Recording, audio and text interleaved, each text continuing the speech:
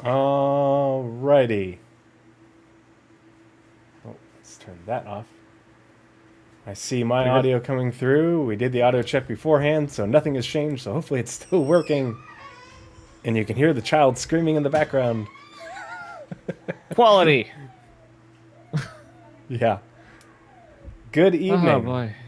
All right, everybody. If I love archaeology. I love the smell of archaeology in the evening. Blizzrad, you need to spend your points responsibly. Okay, spend your crayons responsibly. Yeah, the sounds work. That's the third part of the sound check. I have sound. Nazeris has sound, and the sound alerts work.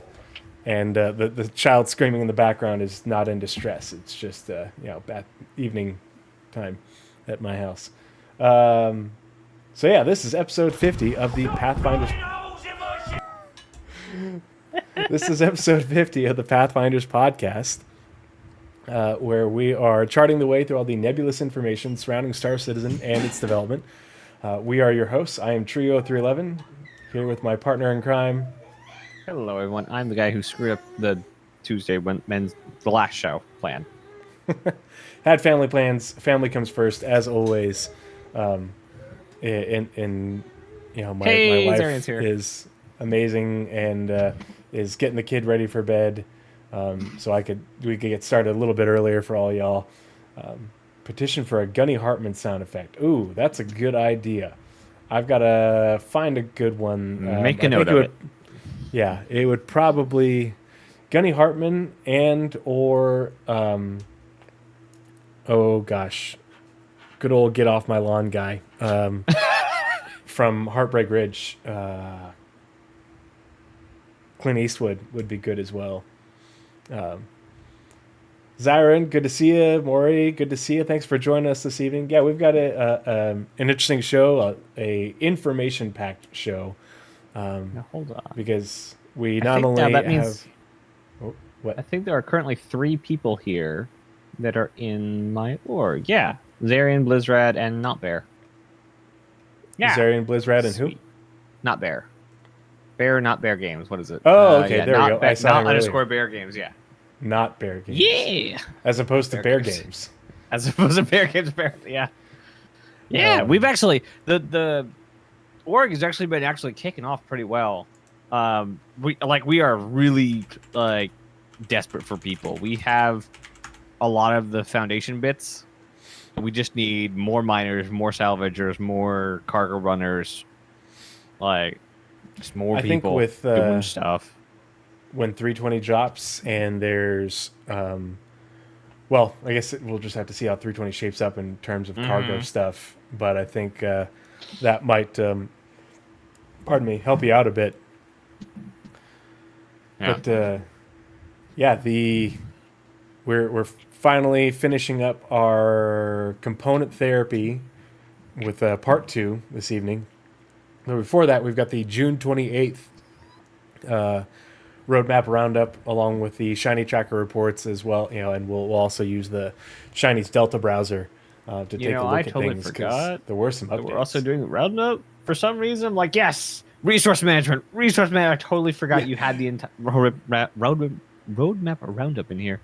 Yeah, so it's going to be a long episode because we got the Roadmap Roundup, but then the part 2 of component therapy is resource management and engineering gameplay. So if you remember part 1 of resource management, or part 1 of component therapy, which was 2 episodes ago, and or was it one? I think it was 2 episodes ago. Yeah, episode 48. Yeah, and I'm going to throw in a quote when we're talking about something down later that I totally didn't tell Tree before. That might make some people very excited for CitizenCon. Cool. Well, I will be there, so I'll be very excited regardless. Unless, of course, it actually happens the way it might happen, in which case you'll be dying to get back to your computer. Yeah. Everybody who's listening, if you guys will just let us know if Naz and I sound fairly equal, I can play with both of us on the dials. I just want to make sure that for when I upload this to YouTube later, that the volume on both of us is pretty even, and people aren't having to constantly up and down with the volume. But I've been excited to finish up the component therapy, because the first part of component therapy, Nazeris and I went through components and basically just the information that we have about components, how they've sort of evolved over the years, and what they do, what components we have now, and what components we are like yet to have, kind of like batteries. We don't have batteries yet, and batteries play a big role in resource management. The life support systems obviously don't do anything yet, and so that's another big deal. And then we also talked about subcomponents, which are basically, I like to think of them as if you're playing like old school Diablo or an RPG like that, and you've got like the gem or rune slots on your weapon or your armor. That's basically what subcomponents are. They are almost like specialized fuses that do give you a modifier to that component for different things. And so you are going to have a lot of flexibility, not only in picking and choosing what components you have. Nazar's talked about the different grades and types. We have grades, types, and is there a different? It's classes. Grades is letters, types is military, industrial, and then class is the number, or no, A, B, Size, and C. Yeah. Well, and then their size. So there's a lot of variety within those, components you have the already. Subcomponents, and then yeah.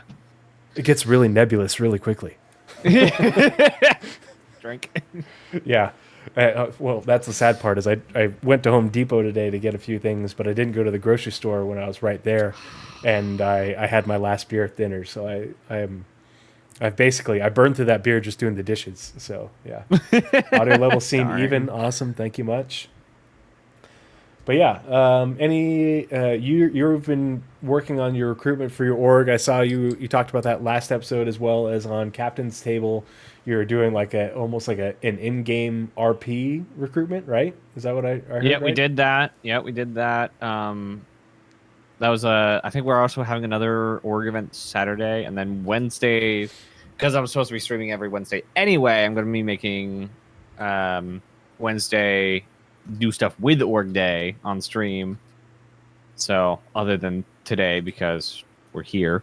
Mm-hmm. Well, part of the org is here, so that's also true. Now. That's also true.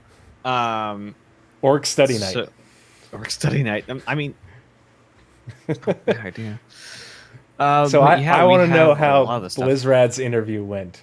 Was there like a Nazeris is sitting at the captain's desk in the Carrack, and Nazeris goes, so tell me about what would you say are your strengths and your weaknesses? That's the fun part. I don't have to do anything. Basically, my not second command, but there's 3 people at the top. Me, my brother, and someone else, just because my brother's like, hey, we should do an org thing. I'm like, I already have one. He's like, I want to do this, this, and this, and this. I'm like, go for it. And he's been just doing a lot of hard work. I don't know if Blizzard has had his interview yet. I don't know if he, let's see. Because I don't do interviews. That's all the other two's job. So we got our COO, Hoban Washborn, and then our CO, Yona Bear, or not Bear. Has Blizzard made it in? I don't think Blizzard is in the Discord yet. Most of the stuff is run through the Discord. Yeah, I don't see him. Why don't I see him? He's definitely on the website version. It's not in yet. So I'll have to fix that. So you have a whole C, B, yes. You are in. Don't you want to know when I intend to use it? Blizzard has so many ideas. Mm-hmm. And none of them are legal in any of the lower 48 states of the U.S., which is why he lives in Australia. So, yeah. All of them Yeah. are considered war crimes, but no one signed the Geneva Convention in the 30th century, so it's all good. Yeah, I have to because I'd be amiss if I didn't shout out my mining lead. Because the mining lead, when he first signed on, he thought it was a 1 hour a day requirement, and we had set a 1 hour a week requirement. So he was on literally every day doing mining, probably several hours a day Oh wow, doing What a mining. go-getter. He's been doing great. He's probably the most active not executive member we have. And like he's just doing amazing work. Cool. So Well, why don't we get started with the roadmap roundup? That way we're, Jesus, of course. Blizzrad, defining the community. Once again. I can't see chat because there's a cat in the way. Alrighty, so Nazeris, why don't you... Oh, I have to switch us over to the other view. All right, we're going to switch over to the other screen in 3, 2, 1. Yeah, I should probably like open up the thing, shouldn't I? While we're switching everything over, did you see the subscriber perks? The subscriber items? The mugs, right? Yes, the mugs, the whale, the big bennies, and the cat. I want the whale one in real life, badly. I mean, they have them in the UK office. They've been all over the UK office and all over the Ever-Constant? Yeah, Always I mean, constant? they've made them physically. They just, I don't think they've been on the store that I've seen. Otherwise, it would have, if they were on the store and I had seen them, I would have bought one. Oh yeah, same. Like either they were 'Cause I have both plushies. fan made and put in, or they're still in prototype. Oh, yep. 'Cause I know, like watching Linus make his screwdrivers, prototype takes a long time, especially when you have a goal in mind. Yeah. All right, 28th, right? 28th of June. Yep. All right. Okay, so as we like to do at the beginning of when we're reading CIG documents is to read the header, because that lets us know the intent of the document we're about to read. So, the header for the Roadmap Roundup, June 28th, 2023. Happy Wednesday, everyone. Interesting, it is Wednesday. We rarely read these on Wednesday. Every 2 weeks, we accompany the Roadmap update with a brief explanatory note to give you insight into the decision-making that led to any changes. This is part of an effort to make our communications more transparent, more specific, and more insightful for all of you who help make Star Citizen and Squadron 42 possible. With that said, let's go ahead and dive into this week's Roadmap Roundup, the CIG community team. All right. Alrighty. So, and these, like, they, you know, it's good that they went over these in the ISC or the new the cover up salvage missions. Just like for me, I wasn't expecting them to do anything like this at all, and I don't know how because if you remember the reasoning they gave is people were just they were just salvaging, you know, yeeting the weapons and stuff into their cargo grids because they're, you know, in components because they're worth more money. And they're like, no, we want you to do the hull scraping. And you know, so it's like, okay, well then, you know, instead of you know, I don't know, these missions just seem kind of weird to me because it's like you're doing hull scraping. Yeah, it's very gimmicky. Well, let's read the description. So, new missions, salvage contracts, cover up. So, players will be contracted to strip the gang markings and paint off a ship that was used in a crime or war crime that the gang doesn't want to get caught for. Security forces will also be searching for the ship to confirm and prosecute whoever had committed the crime. This is, you know, like even more gimmicky and lame than taking the, you know, like removing the plates off a stolen car, you know, because it's the 30th century. Transponders. Hold on, wait a minute. We have transponders and all this digital signature stuff. Like you're telling me that a scan a scan of the ship doesn't tell you more information than the visual. Oh, well, that's not the ship we're looking for because it doesn't have the right paint job. Like that, I don't know. It just. Yeah, I feel like it there's a seems like better way to incentivize people to do hull scraping than. And the thing is, like, one, you could have just made the stupid salvage material more profitable if you wanted people to do it. But I also think this is another, like, this could very well be a new dev on the team. Like, here's the tools, go make a salvage mission. Yeah, that's a fair assessment too. I would have gone with this. This payouts. Definitely didn't.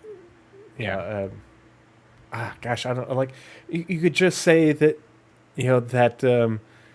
there's a shortage of, because the RMC is used to patch holes in ships, and there's a shortage of the material for hull patching. There's a shortage of hull metal, due to a worker strike on Hurston, and just do payouts for going and salvage. I don't know. It just which makes me think a lot more like this. Yeah, was paying people to do it. It's just the description of why is weird to me. Yeah, the description of why and the entire ISC bit was a bit forced. But it's variety, and if people don't want to do the hull scraping, they're not going to pick up this mission anyway. So having this in the game or not in the game doesn't really matter that much. If they're just going for the weapons, they'll still just go for the weapons. Yeah. This changes nothing for that style of gameplay. So I'm definitely, more missions are better than less missions, in my opinion, just because even the missions you never take, let's say all the private missions, because I play mostly lawful, and I don't do land claim or mining claims because they take too long.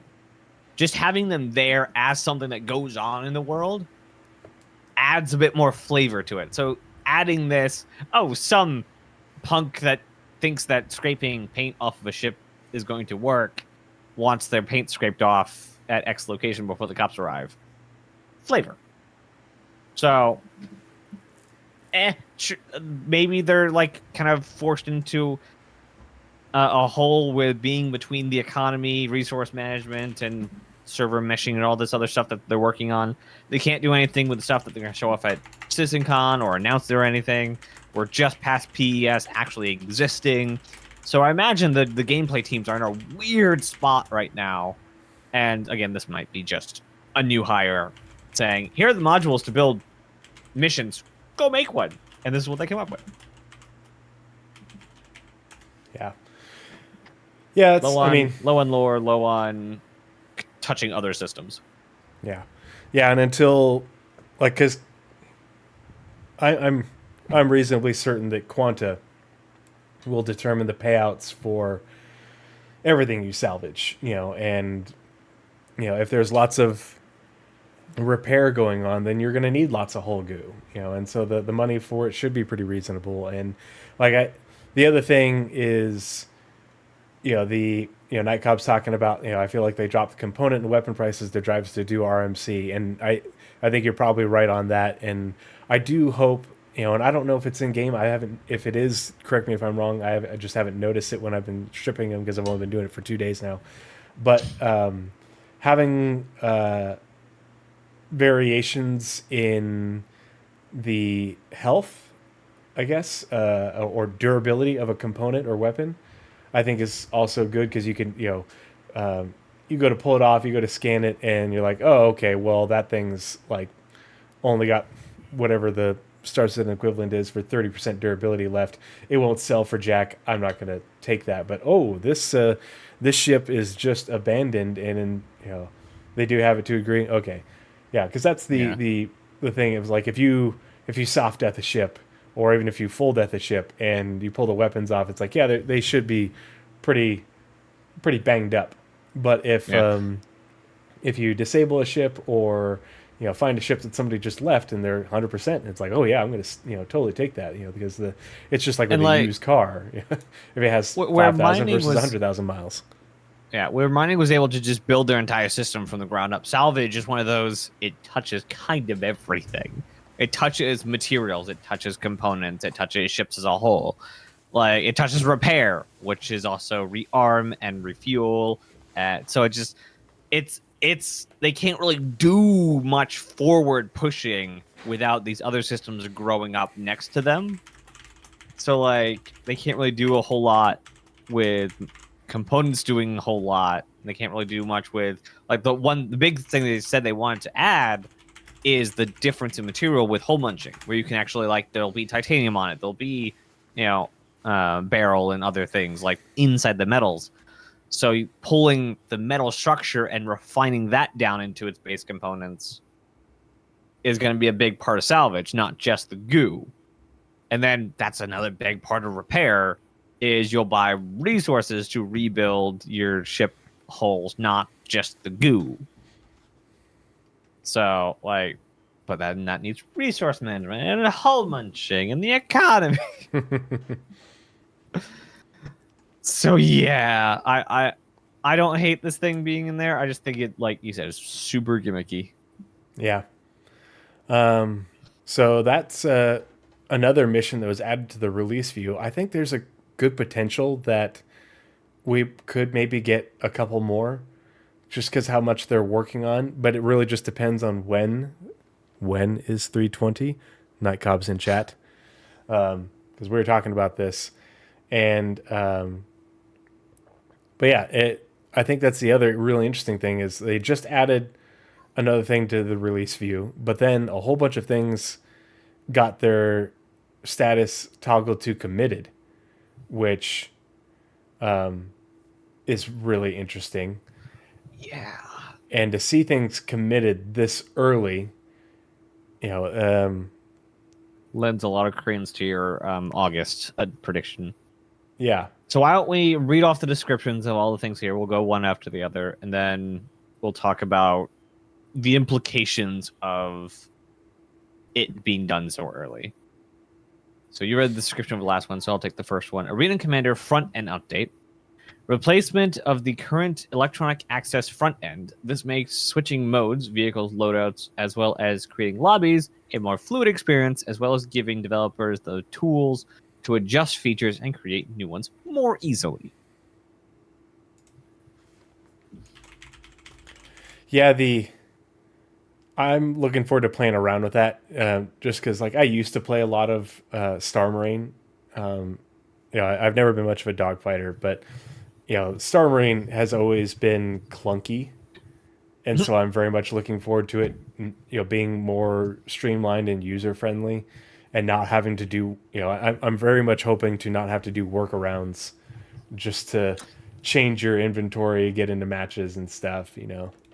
Now, CIG, I know you don't listen to these, and I know you're not here. However, to the universe that can communicate with CIG, can you add a button to copy loadout from PT or PU?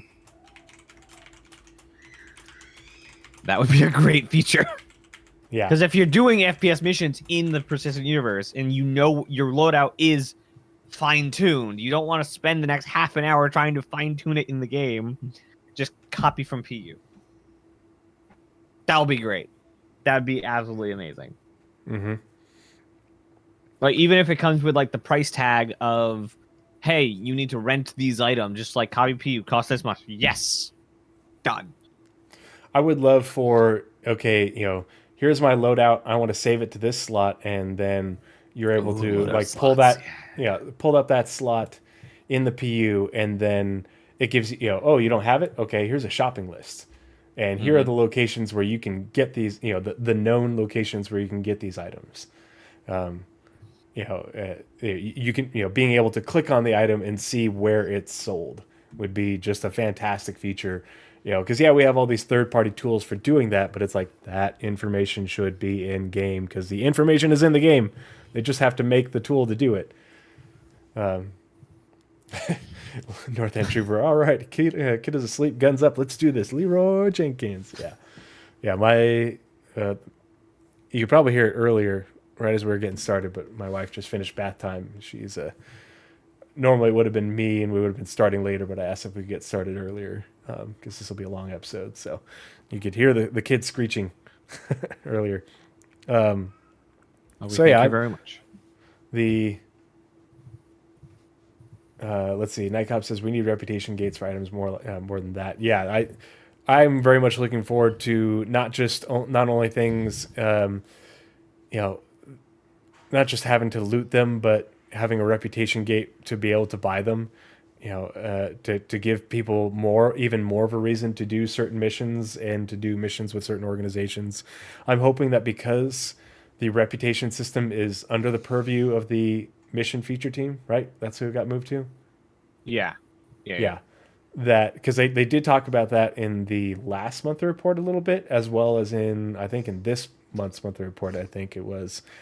So they are working on it, the reputation system. The question is, the basics are there, the foundation is there. How much work is it to implement more things?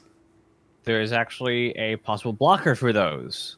For which Mission ones? Manager app. Alongside converting to building blocks, this feature includes the UI or updated UI in support of the dynamic mission system.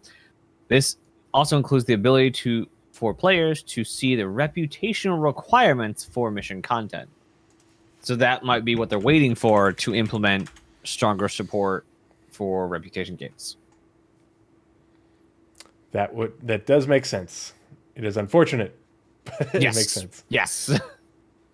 Before we continue, Shiny Hobo just donated $15 to stackup.org. Thank you so much for your donation, Shiny Hobo. We very much appreciate you. And if you are following along and hanging out in chat, you probably noticed the little messages from Moobot. I wonder if I can change the name. I want to change it to Crayola Bot or something, or Crayon Bot. Matt Cranbot, we're not using brand names. Yeah. Was that in the monthly report, Naz? Was that this month's or That's just the roadmap. Okay.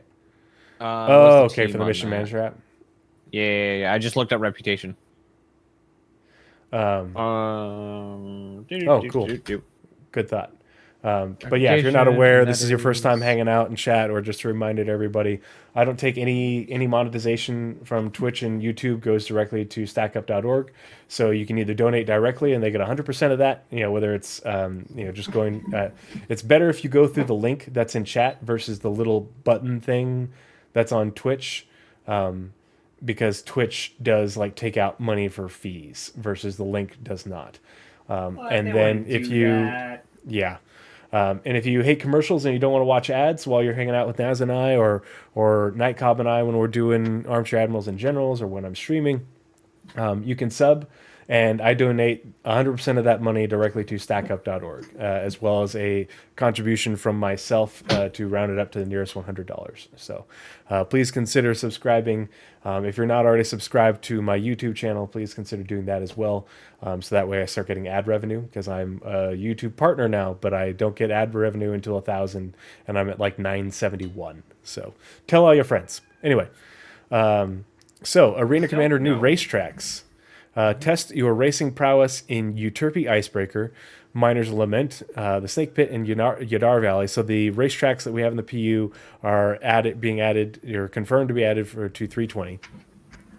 As some of the first persistent universe locations to enter Arena Commander, alongside Halloran Circuit, a brand new racetrack on the New Horizons Speedway. So it's at New Horizons Speedway, but I guess it's just a different layout of the track. I guess if all those floating buildings and things are there, they can probably push buttons and then they're float around and reorganize themselves. The Arena Commander New Horizons Speedway rework. So that's the one we were just talking about. One of Star Citizen's oldest locations gets its long-awaited update. The 3 Murray Cup racetracks hosted in the New Horizons Speedway have had their tracks improved and location moved to the holiday resort planet Green, the 3rd planet of the LS system. So now it's officially the planet Green, below the planet. You can actually abandon the race pretty much and fly down to the surface and look around. Obviously, first thing I'm doing in 320. Yeah. I don't think you're going to find any spoilers or anything like that. The landing zones aren't there, but the planet with, the biome and stuff is there. So that's cool. So, fun fact. The 2 teams working on the Mission Manager app are the MFT, Mission Feature Team, Yep. and the USPU Gameplay Team. Ah, Those are both upstream teams. Those both are, yeah. MFT ends in August. USPU ends in late October for some reason. well, And we're we still have- due for more Q4 updates. We don't have all of the Q4. We're still but- more. I thought we had Yeah. the two. I normally, Mhm. but it's already in Q4. But it's early Q4. Yeah, I'm just saying, like, not all the teams. So have their MFT. Q4 update. Yeah, But but the normally good thing is MFT those are both finishes upstream earlier. teams, Mhm. and if those two teams are working on it, it means that they are building the app, and that like it doesn't suggest that the UI tech team is having to build them anything. It's, hey, we have our own UI people, that are able to use building blocks to make the app for us. We don't have to rely on this other team to build it for us, because that's what building blocks is for. So that way the UI teams don't have to, or the other teams don't have to rely on the UI teams as much, or the UI tech and UI feature. So, for less support than they were previously. The other thing that's interesting to me is, and if we'll be reading the monthly reports Next we have week? to figure out, next week, probably Monday. But if you haven't checked out the PU monthly report already, they are working on a map for the Tank Royale. Instead of I forget which moon it was. Was it Magda? Yeah. That one didn't pass its what's the call for the review? There's several of them. There's Yeah, it didn't pass its go no go, and so instead they're making a map for it. Yeah, there you go, Magda. They're making a map for it on Lear 2, yeah. outside the Good Doctor. So there's an image for it, and you can see that you're on Lear 2, and the building base thing for the Good Doctor Star Marine map is in the background. Yeah, it was boring so looking. I It haven't was got not to fun. see it. I assume this is a quote from it. It failed its final review because it was boring looking. Yeah. Tell me they Just actually wasn't- said that. I think it probably just didn't have enough interesting terrain, obstacles, maybe too open. So, What Yeah, would have been so- a perfect, or what would be a perfect map for something like that? well, the interesting part to me is that they built, for them to do that, I think they probably did the same thing that they did for New Horizon, is they built Lear 2. And Lear put 2 the they already map built on for there. the Good Doctor. They said that back when they added the Good Doctor. Hey, this is Was it? this is a planet. This is the planet tech. So they Oh, probably okay. just polished Good Doctor and said, hey, Yeah. let's just go out of the borders and build a tank Mm-hmm. arena. But what I think would be a great vehicle arena is outside of Levski. Oh man, the terrain there is nuts. It is like there's elevation, but there's also like corridors and fields and things. I think it'd be like shelling people across the giant hole, like the giant quarry. Yeah. That'd be so cool. And also like trying to like weave in the weird garage area, especially if we're doing like tanks versus cyclones kind of game mode. Oh man, that low G would just be nuts. Mm-hmm. Having a Nova going just straight General Lee, beep, beep, beep, beep, beep, beep, beep. Yeah. All right, so the next one is Jericho. Yeah. All right, Array Commander, new dogfighting map, Jericho Station. Stanton's INS Jericho debuted as the newest location for all dogfighting game modes in Array Commander.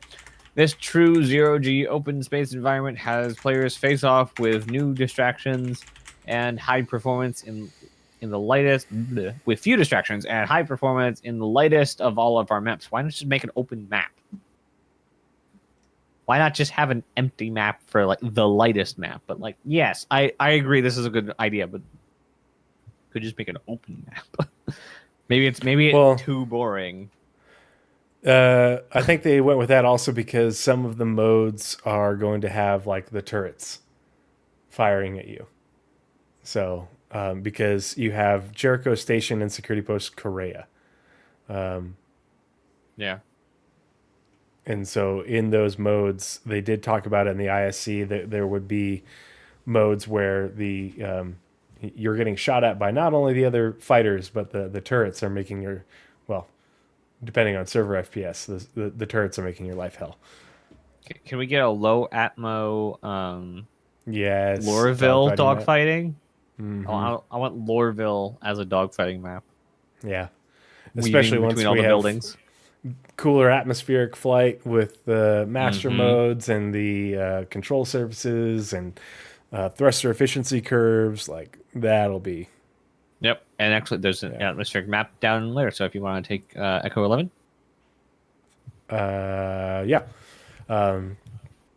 Oh, that brings up a question though, because Axis said, by the way, Seraphim has a bounty hunter check-in station.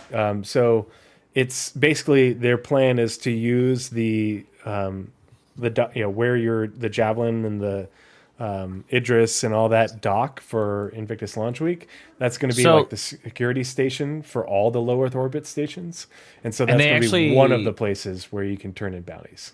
Yeah. Yeah. So it was interesting. They didn't call them Navy docking ports like we all assumed they were. They called them security docks, which Yeah. means more than just the Navy use them. They're not just proprietary. You must make a station where we're allowed to dock only. They're high security docks. Yeah, And so that would make sense why you check in bounties there. It's the police. Navy It's will where check Dooley's in going to be. there. Yeah, the Microtech Security or Hurston Security or whoever Crusader has contracted will be operating there, and that will be one of the locations you can turn in bounties. Do we know where Dooley is? I don't know where she's actually like headquartered. I know. But, like- I know they said like which office. I just don't remember if they told us where the office That would was. be I super swear- cool if Jericho gets an interior and you can go see her. Mhm. Yeah, that would be I would- awesome. Nightclub said I would assume Jericho, but I thought it was Crusader. I thought she was in Orison. I don't know. Look, If 'cause there's what- any what's the indication, I don't crew? know. What's the? Because there was a lot of talk. There's a whole story about the security officer. What is the called? Not CBD. What's the force called? The civilian CDF. CDF. Civilian Defense Force. Because she's the CDF liaison. Yes, I'm but pretty sure she's the CDF with the is- advocacy. So would she be working out of an advocacy office on a Navy station? Because we do know Jericho is a Navy station. It isn't just a security port. It's a So naval would station. a advocacy officer be on a Navy? Yeah, could be. Okay, I could see that. that's there's I just lots think of it- layers here. I think that those areas should have, I'm looking forward to those areas having interiors, not just you walk into here's this thing that's open to space, and you're gonna walk in there and that's all there is to it. It's like, no, it's a massive structure. There should be an interior in there, and places you can drop off, military supplies and mission givers, those sorts of things, And there like, should not only def- for the security the security docks, but also Jericho. There's also I forget what the name of it, but there's like a senior member that's just there to like educate people. I forget there's a name for those the show. There's definitely be one of those. You just walk in, you're able to see this person, and they could like tell you stories about the Navy or whatnot. I forget what they're called, but there's some I forget. There definitely is a thing. I just forget what they're called. They're really Yeah, cool. Just go advocacy talk is to- kind of like NCIS. Yeah, it's definitely, just almost like a conglomeration of like military intelligence meets CIA meets FBI. It's a with weird- local police. Yeah, it's a weird mix of law enforcement plus intelligence. Yeah. Okay, I need to make myself a note somewhere. Where should I make myself a note? Arena Commander new elimination map Echo 11. The FPS map Echo 11, previously exclusive to the game mode Control, has a new variant tailored for elimination. I wonder how they change it up. It'll be interesting to see that. I'm interested in Echo 11 and what's the other map in Arena Commander? It's a station. Echo 11 and Damien. Damien, yeah. I talked about both of those in my boarding actions video because which is a good video, and you all should go watch it. You should, yes, because those are examples of boarding actions in the lore, and that's what, essentially what you're doing, in those Arena Commander scenarios. It's more like the Inquisition, but you don't suspect the Inquisition. You never suspect the UEE Inquisition. Next one, you. Next one, me. Arena Commander, new dogfight map, the Winter Circle. We talked about the atmospheric map a couple minutes ago. Alongside the reworked new Horizon Speedway maps comes a long-requested atmospheric map for dogfighting modes. Battle in the Earth-like atmosphere above the beautiful planet Green, the third planet in the Ellis system. This is definitely and this is going to be cool when it comes out, but even cooler as we get the proper, what's it called? Hard surface, flaps, aerodynamic bits. What are they called? What's the feature called? Control surfaces. Control surfaces. Yeah. Yes. So yes. I'm very interested in this one because I am very much in need of a safe space to practice my hot drops with my Valkyrie. And I want to know if with this dogfighting map, because you're in atmosphere and there's a planet below you, can I just, over and over and over again, practice my hot drops in my Valkyrie using the method that I learned. And I need to find that video again. I have it saved in one of my playlists somewhere.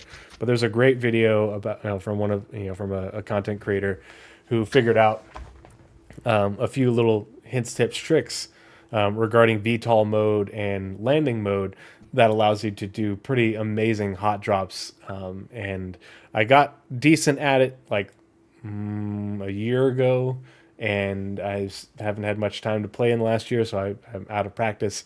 But I feel like this would be the perfect place to be able to practice something like that, where, okay, well, blew up the Valkyrie. All right, respawn another one. Let's do this again. Look, I have Star Citizen play, and I exclusively fly bricks in Star Citizen Nightcub. I don't have time to look up how to fly nicely built planes.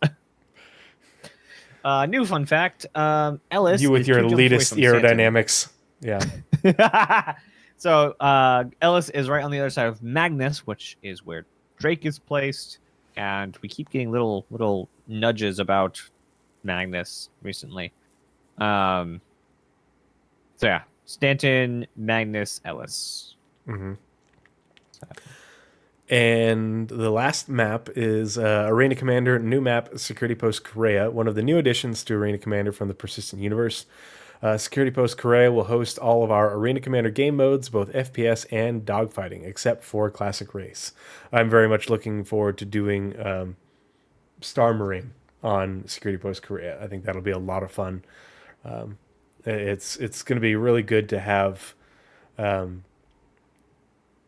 going to have 4 maps now. We have Damien, Echo 11, the Good Doctor, and Security Post Korea. So, and hopefully this means that they can get us even more maps in short order, because they said that one of the things they talked about is they've been working on their pipeline in order to make it very easy and quick for them to bring in locations from the PU, which means that if they can build anything, they can make it an FPS map. So like I think it'd be really cool to have just ArcCorp.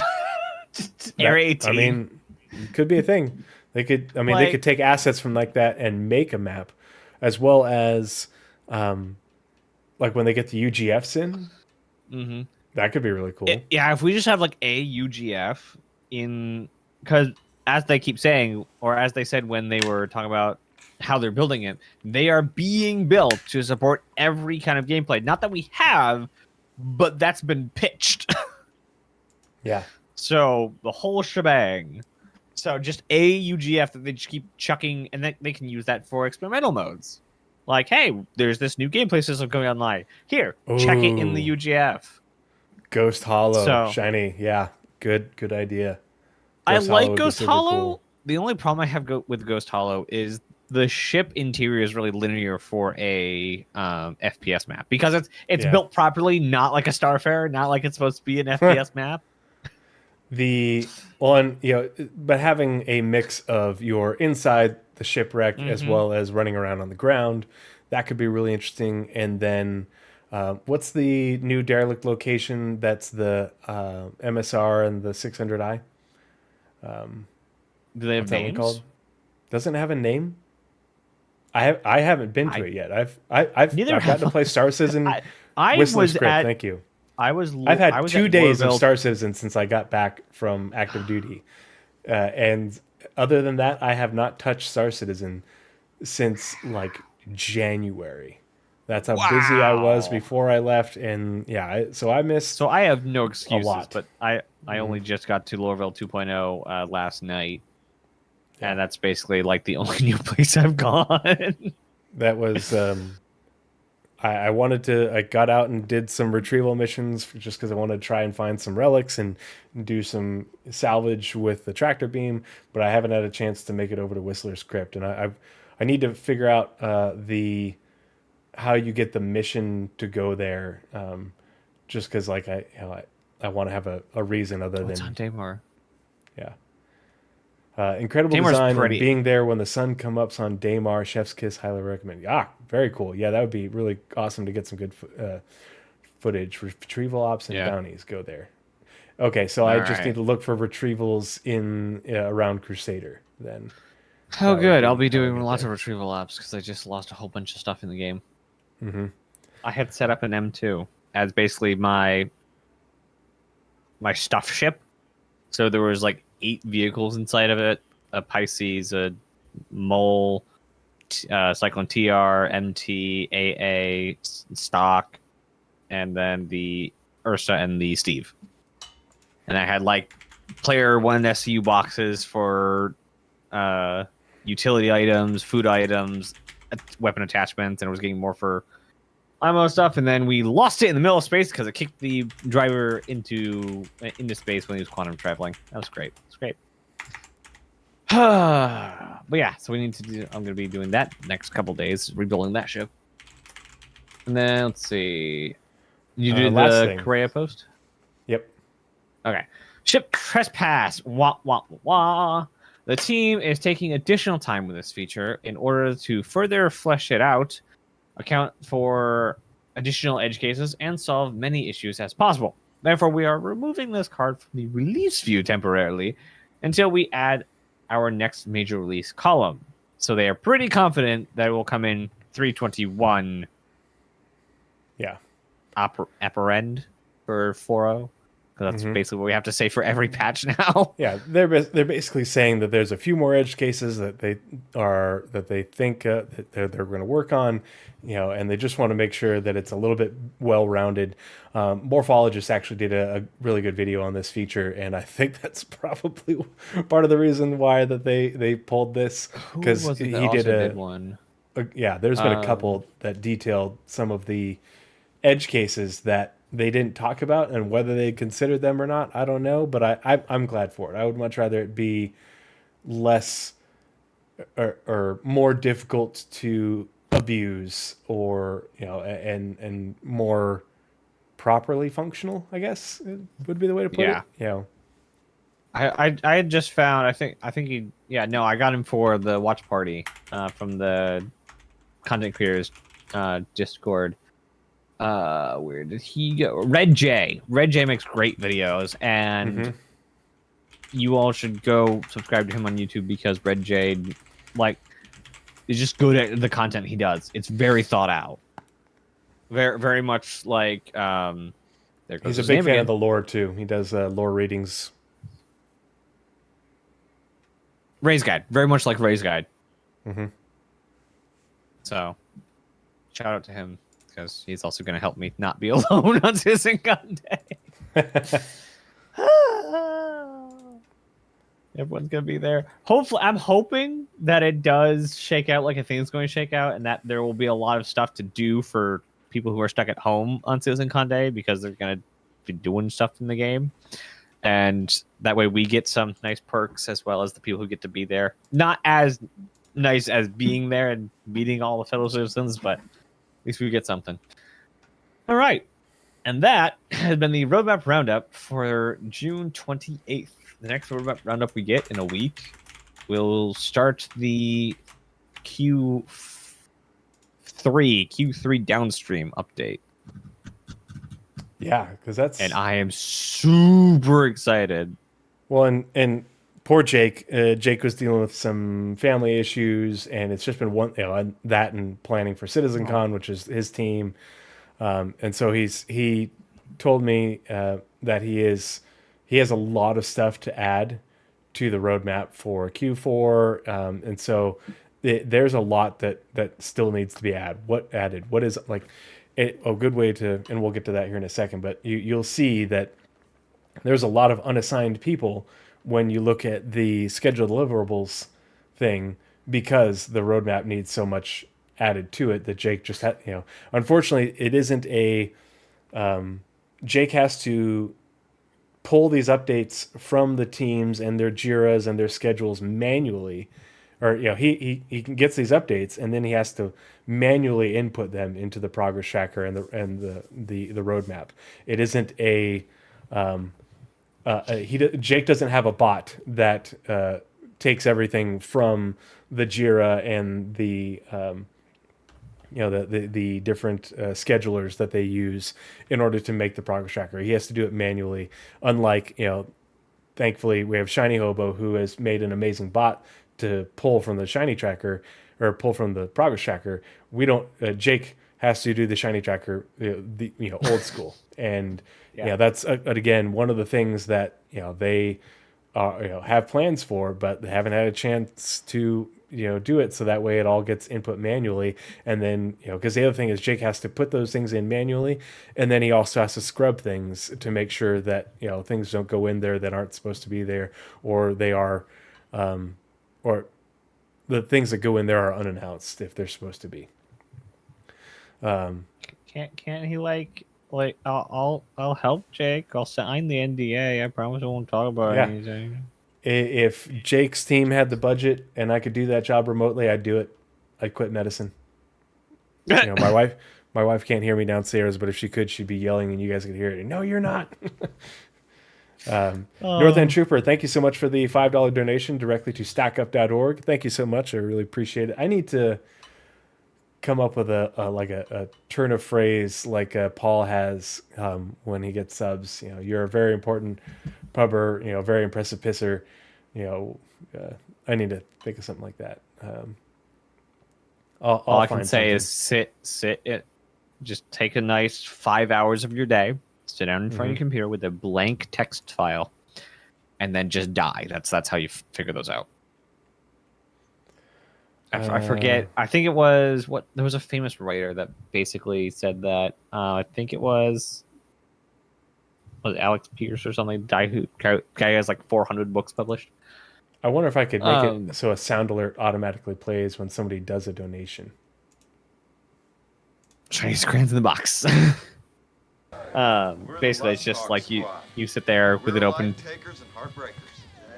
We shoot them full of holes and fill them full of lead. I think he said it's easy to write a book. You just sit staring at a blank page until you bleed. Yeah, that's basically writing. So that's it for the roadmap roundup. Let's take a look at the Delta report and the scheduled deliverables report. Yeah, I like that soundbite too. That's if you're not aware, that is from Full Metal Jacket, which I'm a former Marine, so I've seen that a gazillion times. Yeah, they play it for day one on everything, just every day one. I don't know if it's a requirement everywhere, but I was required to watch it with the other recruit poolies before I shipped off for boot camp. So, yeah, my recruiter forced me to do it. I actually had a decent recruiter, so the whole thing, yeah. So, we've got the Delta report up, and so if this is your first time hanging out with us when we do the roadmap roundups, we always take a look at the ShinyTracker reports. You've seen Shiny Hobo, who is the creator of ShinyTracker, in chat. He's very active in our discords. Super awesome resource for getting the most information out of the progress tracker, because there's a lot of information that is, I guess, under the hood of the progress tracker that is not displayed on the progress tracker, and this gives you a lot more accurate context. Yeah, that's a lot of Kubrick.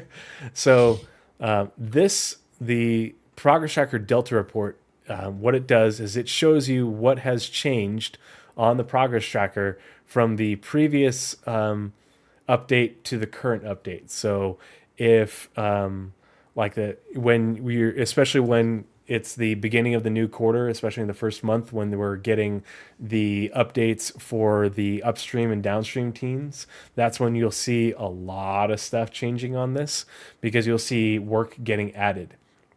And that's the big context thing that a lot of people don't understand, is people are like, oh, okay, well, CIG is just delaying it. Oh, it got delayed again. It's like, no, this is how far out these teams are scheduled. And they knew that they were going to keep working on it, but they only scheduled things out for these teams this far in advance. That's how software development and a lot of product development works, is especially in anything IT and technology, is teams, people aren't working on things for years in advance, or they'll be working on individual things for short periods of time.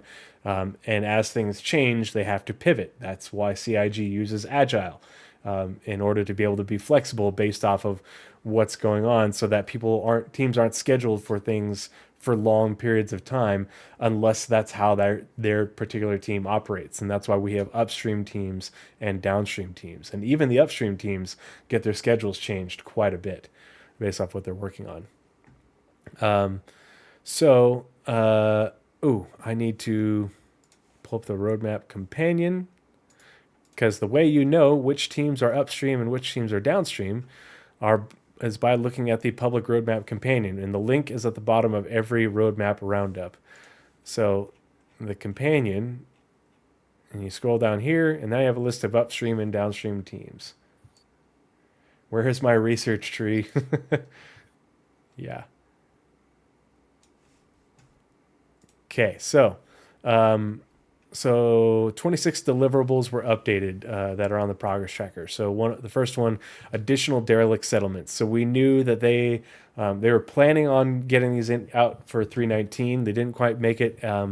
And so as far as I know, the 15 new ones that are planned, which is what they had talked about when they did the ISC on it.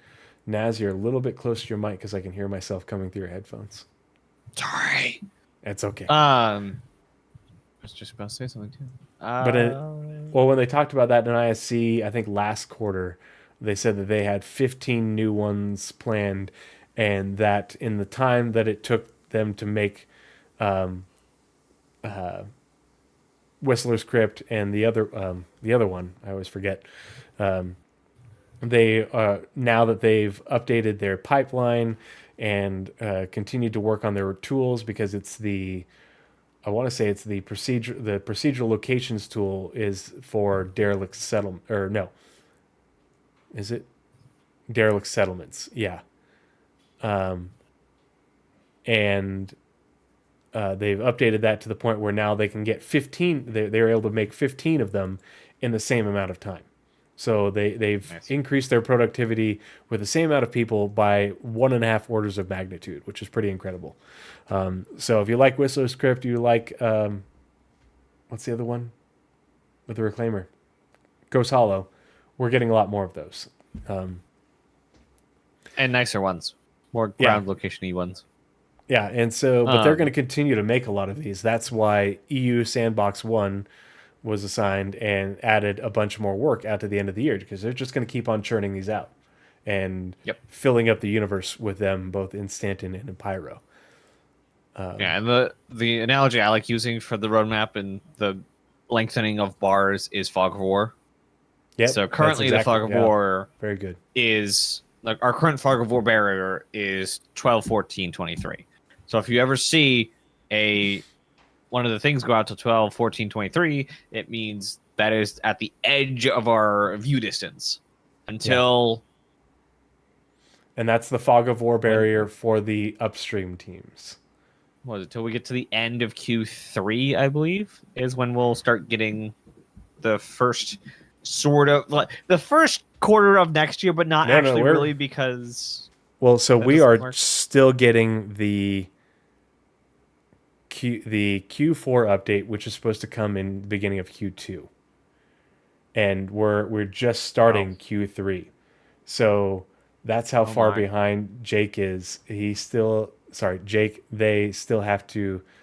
Night Cobb says, "Got a bill for bed. Y'all have a good night. I'll catch up with the VOD. Good to see you, Night Cobb. Yeah, we will have to catch up and see if maybe we can get together with Ammo. If I can get on this weekend, I should be available a bit here and there. But yeah, that'd be fun. So have a good night. Get some rest. I know you're probably still exhausted from your vacation. Anyway, so yeah, so there's a lot of work that has to get added to the progress tracker because Jake has to add in Q4 for the upstream teams, and as well as this month, Jake has to start adding in Q1 for the upstream teams because basically you have the previous quarter, the current quarter, and the 2 quarters after. So we're going into the current quarter will be Q3, here because we're now in July. And so we should have Q3, Q4, and then Q1, and then Q2 behind us. That's how, that's the year that we see. Yeah. For the upstream teams, yeah. Yeah, for the upstream teams. But that means Jake also still has to add in Q3 for the downstream teams in this next month. So Jake needs help. And I wish Jake had help not only, because A, selfishly I want more information, but B, the community team is overworked, underpaid, and understaffed. And I don't even care about getting the inside information at this point. Like, dude, I want to help the community team. Like the amount of crap they're gonna have to go through for Citizencron to get that ready is just. If I could have volunteered this year, totally would have. I may, because I actually found someone else who wants to go that is also an offline friend. So I may be able, assuming I have money, I may try and volunteer next year, assuming it's in the U.S. I'm hoping it's going to move to Texas next year. I know that's not their normal cadence, as their cadence is Manchester after. No, it should be Frankfurt. Frankfurt after, then Texas. But basically, next time it's in the U.S., I should go. And hopefully I will have the gusto to volunteer and help set up. I would love to do that. I think it'd be an amazing experience. I have experience organizing conferences. This is my second year organizing a outdoor clinical conference, which is next month in Colorado. Obviously a lot smaller, but I have experience doing it. So yeah, help me, hire me.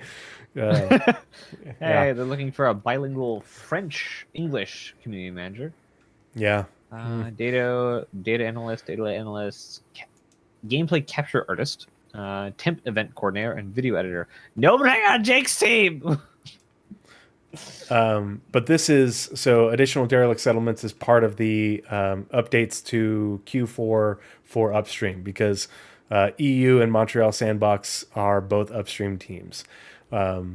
Artificial Gravity had its had work added, taking it from mid-August to mid-October. But EU Gameplay Feature Team, added 31 days of work. But the EU Gameplay Feature Team is an upstream team. So we know that Artificial Gravity has been worked on a lot. It's been mentioned a lot in the monthly reports. So why don't I see that? I Are you feel looking blind. at scheduled Why? deliverables? Yes. 628. I see settlements, AI perception, asteroid facilities. That's all A's I have. 628. I see additional derelict settlements, artificial gravity, and asteroid facilities. So here, I'll refresh it. You're looking at 628. Scroll all the way up to the page over the top.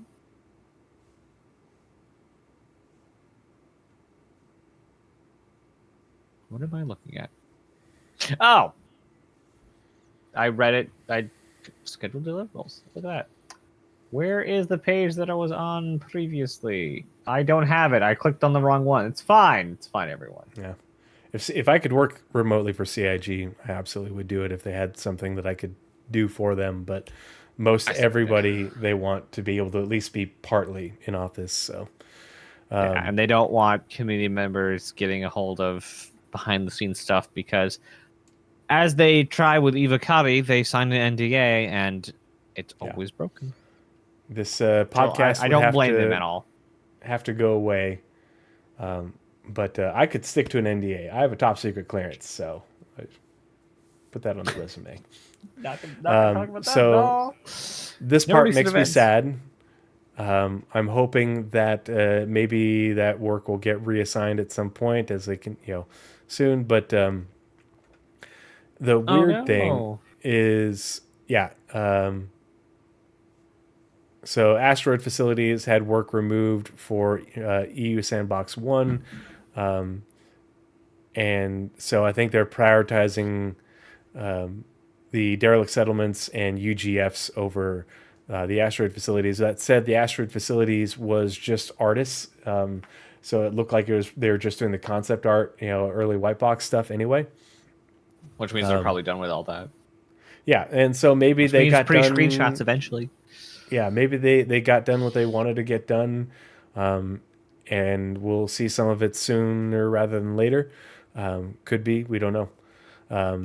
The ATC service, they talked about this recently with the systemic services and tools in the monthly reports. So that's getting more work. But that's one of those. The ATC service is a big deal for server meshing, because this has to get refactored and updated to allow for a whole lot more traffic coming and going from stations and landing zones, because it means this is how NPCs get routed in and out as well. It's also part of bounty hunting because when you hit ATC or when you call ATC, it tracks you. Yep. Like, hey, this person just called. So Yeah. it's another one of those things. Like a lot of the systems that they're working on, a lot of the features that they're working on, touches a lot of things. And that's why, like, it may seem to some that are not as dogged on all the development things that we are, miss how big these features are. So like, oh, they've been working on building interiors for X amount of time, or underground facilities, or server meshing. Like, they literally touch everything. And this game is not a small game by square footage or by density. Mm-hmm. Like, it's messy, to say the least, to add anything. Like, look how long is it taking them to add birds. It's just, in a game this dense with this high, and I'm gonna say the stupid word, fidelity, it just takes so much time to do anything right now. And on top of that, you have a very loud minority of people who like to on Spectrum saying, oh my gosh, my character desynced by a millisecond. How dare this game be at all broken? So you have to balance what you're trying to actually build with the time you actually have to fix the stuff that's already out, so that people are not so upset, but also get the stuff in that you want to. I don't want to be anywhere near the executives at CIG. This is just so much work. I don't want a community manager position at all. I could not do community managing in this team. The bad people are not bad people. The people who get upset and loud would kill me. It's too much. So again, community managers are amazing for this game. Yeah, Jake is a saint. So they didn't extend the work on Bounty Hunter V2. I imagine it will once we get Q1, but they did add some more work for the two different teams. The really interesting part, though, mission feature and US gameplay feature. So here's mission feature, here's US gameplay feature, working on Bounty Hunter V2. And so you have to wonder where, it's good that these teams are able to work on this feature now, especially given what we've heard from Systemic Services and Tools regarding their work on bounty hunting and the services that feed into it. To me, it means that they are making progress on those enough that these teams are able to continue to work on their end of the feature. They're not bottlenecked by it. So I'm hoping we will see more about that, especially after the mention, when they talked about Seraphim Station. The talk about bounty hunting with Todd Pappy, in his multiple mentions was pretty encouraging for me. Because not only is the new Seraphim Station very important for cargo, but as we saw, it's very important for bounty hunting. Just like alongside the other LEO stations. And for those of you who don't know, LEO is low Earth orbit. Even though it's not Earth, it's it's low Earth orbit of a Earth-like planet. I imagine Jared is constantly warring with himself around this time. Like, do I tell them ISC, CitizenCon? So, because he is the content lead or something like that. So, creative community content lead. manager. Community content manager. So he is the director of everything basically that gets published to the community. Mm-hmm. So he is above the roadmap, above ISC, above SCL, above Spectrum itself as far as official channels. So he's the smooth content criminal, Shiny Ova. Oh my god. Smooth content criminal. Northern Trooper. You have to say it with a Boston accent. We're getting Boyds. We're getting Boyds. We're getting bats. We're getting bugs. Giant face-eating bugs. Yeah. Fish. Actually, like space bats would be kind of cool in caves. Mm-hmm. It would be, the scary flying creatures in caves. That you stumble across them and you startle them, and makes you poop yourself. And just wait till we get Rantas. Mm-hmm. Then pick up their crap for a while. Yeah. Obviously, when people say, oh, they don't care about fixing bugs, they don't work on fixing bugs, really? It's one of the biggest sections on the roadmap. Yeah, they constantly have people from practically every team dedicated to fixing bugs. The US PU gameplay feature team, the EU PU gameplay feature team, the people who make the features, who put all the pieces together to make a feature for you to use in the game. And they have this many people, devs, working on fixing bugs and bringing things up to speed when new tech comes along, to avoid tech debt. That's a good number of people. And that's just those two teams, and there's more teams. This is just the ones that had more work added as part of the Q4 update. So, yeah. The Riddick Bioraptors. Oh, God. Terror. Yeah. They're like Bioraptors / man-eating pterodactyl, those things. I mean, nuts. If eventually we're going to be landing on Vandal space or Vandal planets, don't forget the Vandal dogs. Yeah. Building interiors, obviously, the sandbox teams are going nuts. Look at how many people are working on building interiors. Now, they added more work, but they have less devs assigned to it. So there went from 7 devs to 5 designers, or 7 to 5 designers, 15 to 13, but they're adding more work in that timeline. Another exciting thing, they're continuing to work on freight elevators. We know that that's a priority. So the other good thing is that it's the US gameplay feature team is adding work to it. And so interacting with freight elevators, getting all that built and added into the universe alongside the other teams. So hopefully we will see those sooner rather than later, because those are also a prerequisite for persistent hangars. But they allow for a lot of things, like loading in vehicles without having to go to a what are the names of the little vehicle pads down at outposts? You talking about the company, the Platinum Bay? Yeah, the little Platinum Bay pads. Yeah, without having to fly all the way down there. No, you'll be able to call them in via freight elevator and load them up that way. Life support tier 0, same with just like with artificial gravity, more work getting added, but we know that they've made a lot of progress on those two features over this year after having them demoed to us at CitizenCon. So we're going to be talking about that when we get into resource management in a little bit.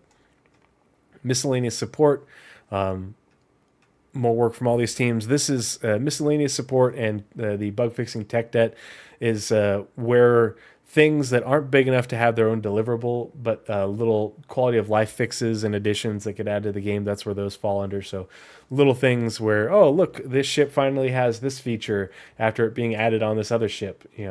That's where that falls. Naz, you were talking about the Mission Manager app. Bingo. Here we are. There we go. Mission Manager. Oh, we skipped all the things. Okay. Sorry, I was managing tabs. I'm back now because I couldn't see half my tabs. Mission Manager app.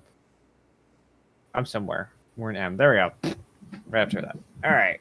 Yes. And that did interesting. Yeah, because it was updated, but not to the Fog of War. See, this is what I'm talking about. I'm thinking something's afoot. Mostly like completing things. Like, how long have they been working on? They've been working on it since April 20. So they've been working on it for about a year now. Mm-hmm. And then Mission Feature have only been working on it since April this year. So April plus 6 months for USPU, and then Mission Feature for the last 3 months. It's a lot of work. Yeah.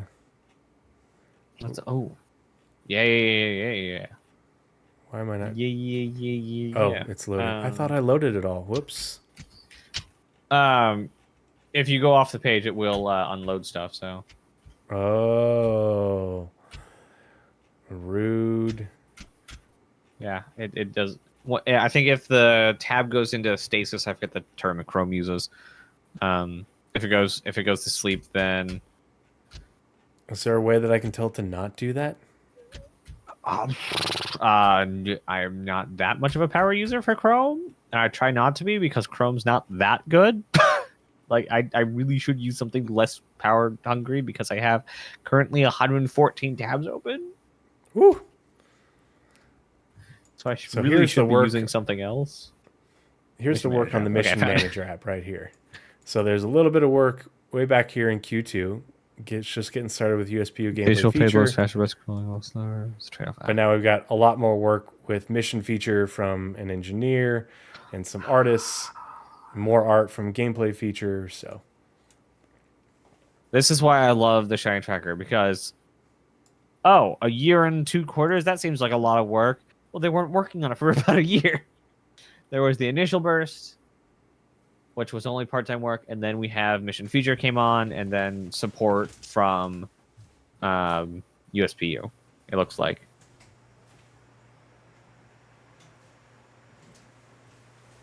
What happened? Oh, what? Hold on. What happened? I'm back. Hello? There we go. Sorry, I was turned the very AC down, turned the fan back on. It's getting warm. I was very confused. Like, I heard you and then I just didn't hear you. Well, my mic is here and not on my headphones, so I walked away to turn the AC on, turn the fan on, because it's getting hot. I'm sure you said something. I just did not hear you at all, and then I'm like, oh yeah, there's this thing, and then like waiting for feedback. There's the void. New interdiction scenarios. This is one of those things that's been kicked around, and the can has been kicked down the road many times. But it's good that it is getting work. Let's see. So new interdiction scenarios. So yeah, it's had some pretty big gaps in the work. And that's one thing that I think would make things a lot more interesting just when you're flying around if you got interdicted more often. And as the description says, in not just certain more areas. often. Yeah, Yeah. not just more often, but adding variation to the difficulty level of interdiction scenarios that players will come across when quantum traveling. Yeah. It'll be nice if it's like somebody just got the cool new QED and they're trying to test it out and they have like a cutlass or something. Like, oh, I'm a pirate, stabby stab. And then there's like the professional pirates that like, no, they have a caterpillar there, a big cargo ship to steal your stuff with. They're pulling you out because they mean business, so they probably have bigger guns, more ships, you know. Well, and I And, wish like, basically- interdiction scenarios weren't just you're getting pulled out of quantum by someone on purpose, but also, I'm looking forward to, interdiction not just getting pulled, interdicted, but also, hey, I'm coming up on this thing and it's showing up on my scans. Do I want to drop out of quantum?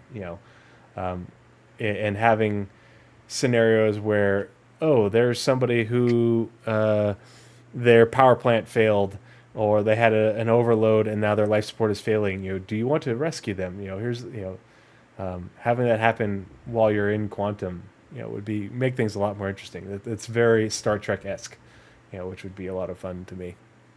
Yep, agreed. Let's see. So new missions, we knew about data heist. We know that they're working on that. Just added one more day. The new player experience. So they added more, mission feature team added 54 days of work. So if you, for people who are wondering, oh well, how come they only did it for Arc Core and Area 18? It's because this is just how they build everything. They build it once. They work at, they get the feedback on it. They work on their pipeline for it, so that way. When they want to build more of them, they can build them faster, more efficiently with less people, and in the way they want to without having to rework things. You build one thing once the right way, take the lessons learned, and that way the 3 more that you're going to build after that are built the right way. You don't have to rework them. So the reason Mission Feature Team is adding more work to the new player experience, even after it just got released, is because they're going to add that to the new player experience at Lorville, at Orison, at New Babbage. And this is what that work is. And if you look at the monthly reports, the branding teams are working on the signage for the other landing zones in order to match what they did for Area 18 as part of that initiative. So, and oh gosh, I can't imagine why they would be trying to update the new player experience at all landing zones in the game right now in advance of something. I don't know. Yeah, Strange. Couldn't be that they're expecting more new players for some reason. I don't know what that could. They definitely don't have any major launches coming anytime soon. No. NPC scheduler service. Az and I have talked about this many times. But this is one of those things that factors into bounty hunting, but also factors into Quanta in general. And the NPCs and the AI. So this is here. We'll look at what the deliverable says. But there's the NPC scheduler service, which is the NPC scheduler is meant to add and remove NPCs to the game, dynamically spawning them into and out of the verse based on NPC archetype, maximum number of NPCs in a given area, and the probability of those NPC archetypes.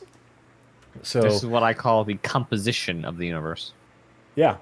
The based off of the location. Like if you remember at the beginning of the Quanta presentation when the first one when they first showed you the star map, and okay, we're going to add 1,000 Quanta, and the Quanta all filtered into the universe from the jump point. They went to different locations. Well, they went to different locations based off of their archetypes. And so depending on what the archetype for that NPC is what dictated whether they went to Orison, or they went to Everest Station or one of the refineries, or one of the mines. The archetype is what decides that for them. The archetype and their own traits. And that's And so even a broader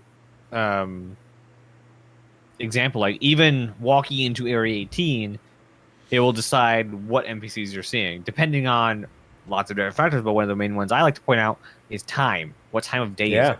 If it's in the middle on a Wednesday, there's probably going to be a couple people here and there. But if it's, most people are working. It's a factory planet.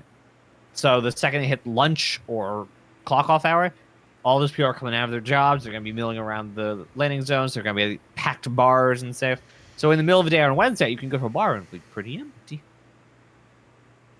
So, NPC scheduling is one of my really guilty pleasures, I guess is a way you could say it, because it doesn't add a whole bunch of function to the game, but it will add so much in far as vibes, storytelling, and life. Mm-hmm. Let's see. Outpost, Homestead, Independent, Outlaw. This is just the continue to work on the overlays. Actually, if it's the Sandbox team, this is them producing more outposts and homesteads. Just it's also to build I believe them. Independent is also what the tile set is that is going to be the first one that players are able to build. Well, there's Outpost, Homestead, there's Independent and Outlaw, and Outpost, Homestead, Independent should be what players are able to build. It will be the first tile set that players are able to build with. Yep. Let's see. There we go. Yeah, these are the the Outpost Homestead is a theme, because below that there's Outpost theme variants, and so theme variants, adding theme variants to colonialism outposts, which allows us to create different points of interest in the world. Themes will range from abandoned, mining, research, and many more. There will also be just like there are themes for the UGFs. There will be themes for the asteroid facilities.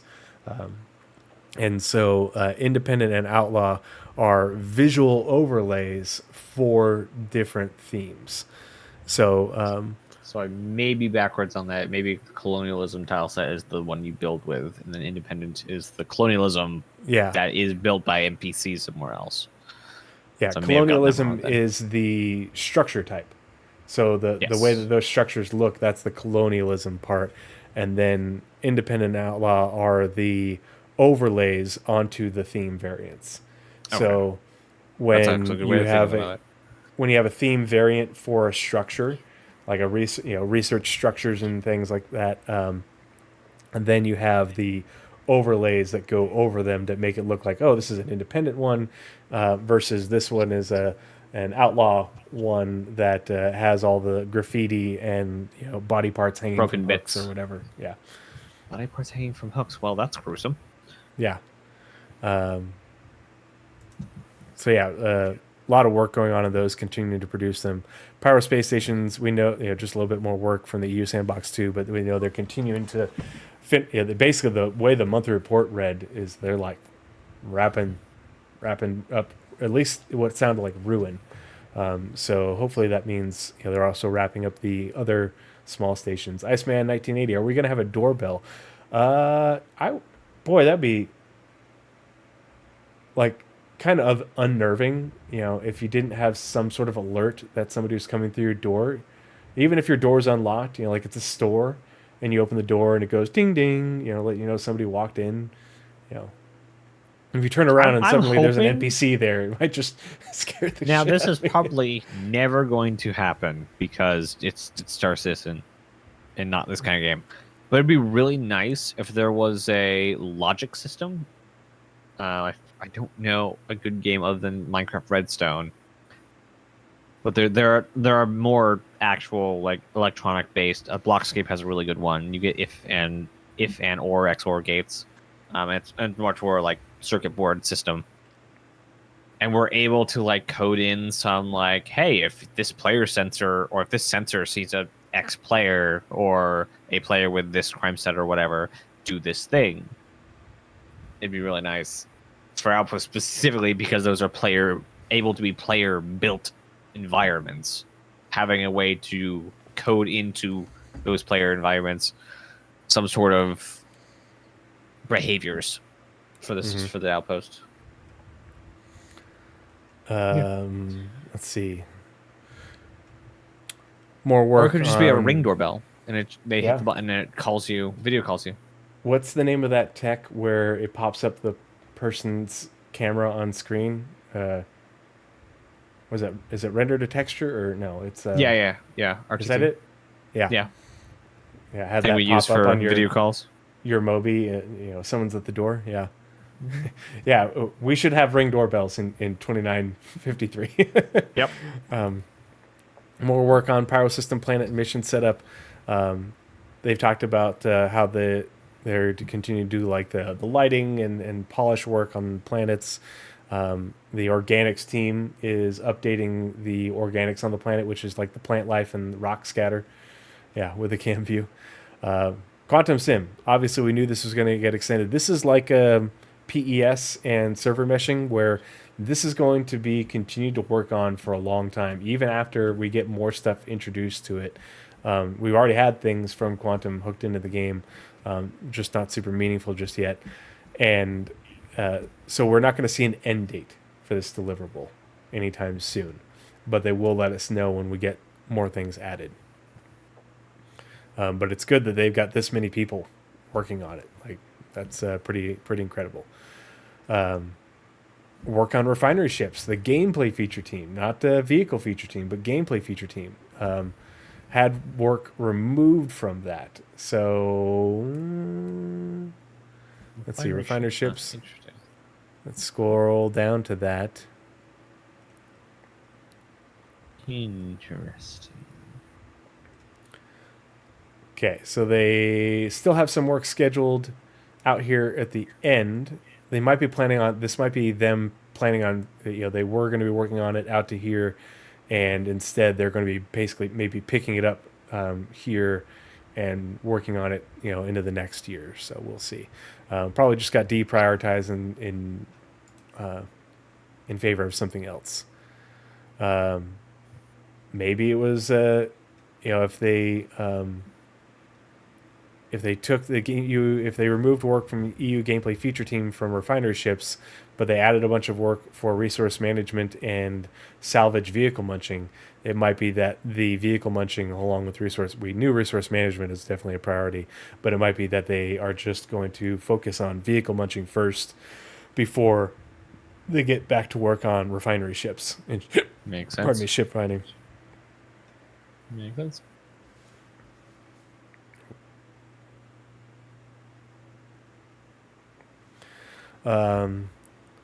Security Network V1. We know that is part of the work on bounty hunting. The Security Network.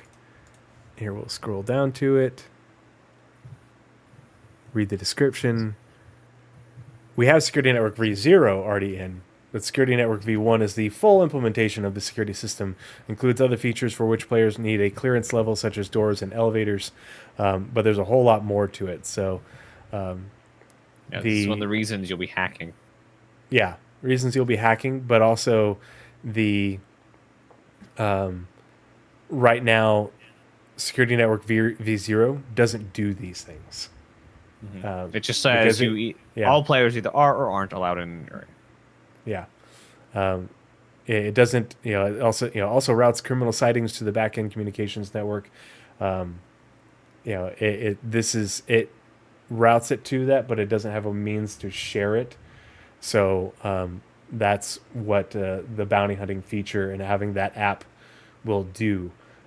Because right now, if you're a criminal, it doesn't, you can be a criminal and you can be hanging out in comms array distance all day long, and NPC security isn't going to come to you. It isn't part of the system yet. If you have a bounty, you always have their marker. It doesn't just it isn't just based off of check-ins and stuff. And so that's part of what the security network is going forward. But yeah, this is one of those things where hacking is going to be very important And also in order to get reputation around that. with places. Yeah. So, like in the UGFs, they've mentioned how you'll have different clearances for different areas of a UGF. Maybe you're cleared to go down to the executive level and talk with whatever mission giver is there, but you don't have clearance for the factory floor. Unless, of course, you're there to pick up cargo. Well, if you're on a cargo mission, you can go down and get your cargo out of the UGF. But if you want to stealth in and go elsewhere, you can do that. However, if you just get in good with the company that's going there, maybe they give you a bit more leeway on where you can go inside the UGF. So legal, illegal, and sandbox ways of doing security areas that are closed off to most players. Yeah, you can go in here, but you can't go in that room. And like if you're walking around the landing zones too, there's plenty of doors in the landing zones, and it's like you look at them, you're like, where does that go? And it says access restricted or whatever. Well, eventually you'll be able to hack those doors to get into certain places. Or if you have hacking the right elevators to like open up more floors. That'd be really cool. Or if you have the right reputation, then you'll be able to use that. Ship trespass got removed from the release view. You can see its work basically ends right here. We'll see more work added to that probably with the next update on the progress tracker. But instead of it being, oh, we're done, we're ready here, nope, it's gonna need more time. UGF's obviously going to continue to work on that. A lot of work ongoing with that, so hopefully we will get an update on those. We did have a big update in ISC not too long ago, but continue updating us on those would be great. But obviously, that's a whole lot of green from Montreal Sandbox working on those since the beginning of the year. So we're going to continue to see that work. The virtual AI service, if you remember, virtual AI versus subsumption AI and quanta. Virtual AI are those ethereal AI. So when a subsumption AI that you see walking around goes through a spawn closet door because it's being, it goes to the spawn closet door or hitches a ride on a ship to another location based off of what Nazeris was talking about, the NPC scheduler. It will, once it's no longer visualized, it becomes a virtual NPC and is running on the back end, still continuing its little life. But that's what the virtual AI service is, and that's why we're continuing to see this work. So that way it pairs with what Nazeris was talking about with the NPC scheduler and the spawn closets and all of that. So it's all coming together. It's all coming together.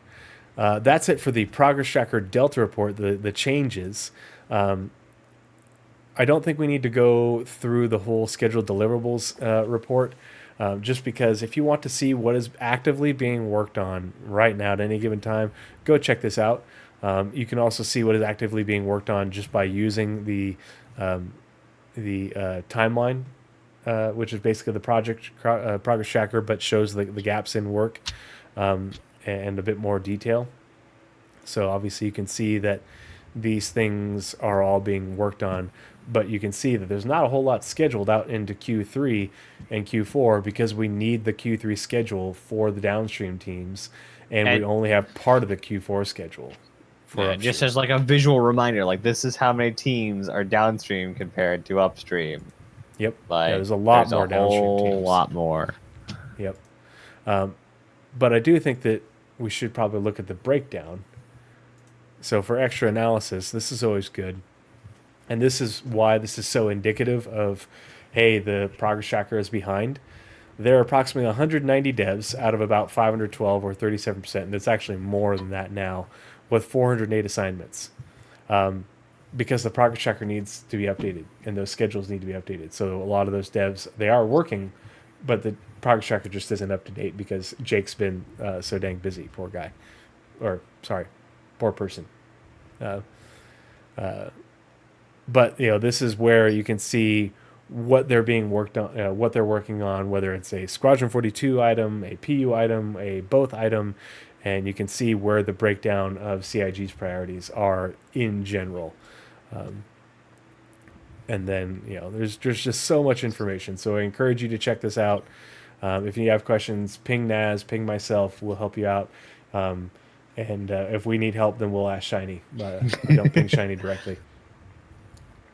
Shiny Hopa says, I mentioned it when I was on with you, but the timeline view is slightly more accurate than the report. You'll notice that the Santok guy is missing from the report due to a minor bug. Aha! Okay, that's good to know. Yeah, so the timeline, use the timeline. If you want to, take the time to scroll down through things, read the descriptions, look at the work that's going on and what teams are working on things when, and when there are gaps in the work.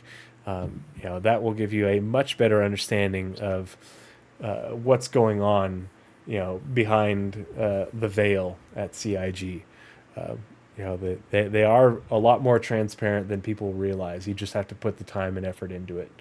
But that's also why Naz and I are here. So. Yep. And when you see how good the progress tracker or the ShinyTracker is, hit the follow button up there, and it will take you to his Ko-Fi if you want to help support him. Yes. Because Shiny does all this and a whole lot more out of the goodness of his heart. Like if you it's the news, right?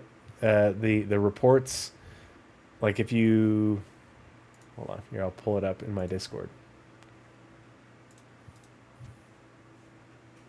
Will you introduce the next one? I need to be right back, so I'll be right back, everyone. Okay. So if you are in my Discord and you follow, or any of the Star Citizen news sort of channels and a lot of Discords, then you see these summaries of like the PU report or the Roadmap Roundup, all that. These are all written by Shiny and his cohorts, accomplices. And so obviously, it's a lot of work to summarize all these things and bring you that information in a succinct way. So, if you're feeling generous, please consider donating to their efforts. And give me 1 second. All right, I'm going to transition us back to the other screen while I get the tabs set up, and we're going to launch into our Spectrum Pulse for the evening. So 1 second. We'll wait for Nazeris to get back.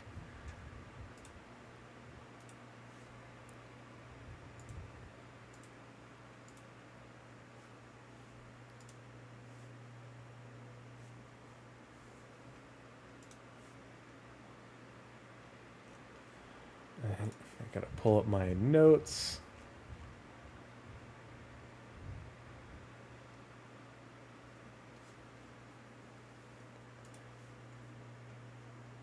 So I'm going to be covering the resource management portion of our Spectrum Pulse this evening for part 2 of component therapy. And we're just going to be looking at resource management sort of from a high level view, just to get you familiar with the concept of what resource management is, because I think a lot of people sort of get the gist of it, but are much more familiar with the engineering gameplay portion on how are they going to be working with resource management on their ships. And there's actually a lot more to that, and so that's what I'm going to be looking at, and then we'll transition from that portion into Naz's notes on how engineering gameplay actually works. And so we have a couple of timestamps from different videos queued up, so we're going to watch a few sections and talk about a few of the quotes that they talk about in order to give you a better understanding of what all this means, because resource management has been a huge priority for CIG for going on a couple of years now, in order to make it a big refactor of what used to be the components and pipe system, and to greatly expand it and unify that across the entire game for more than just ships.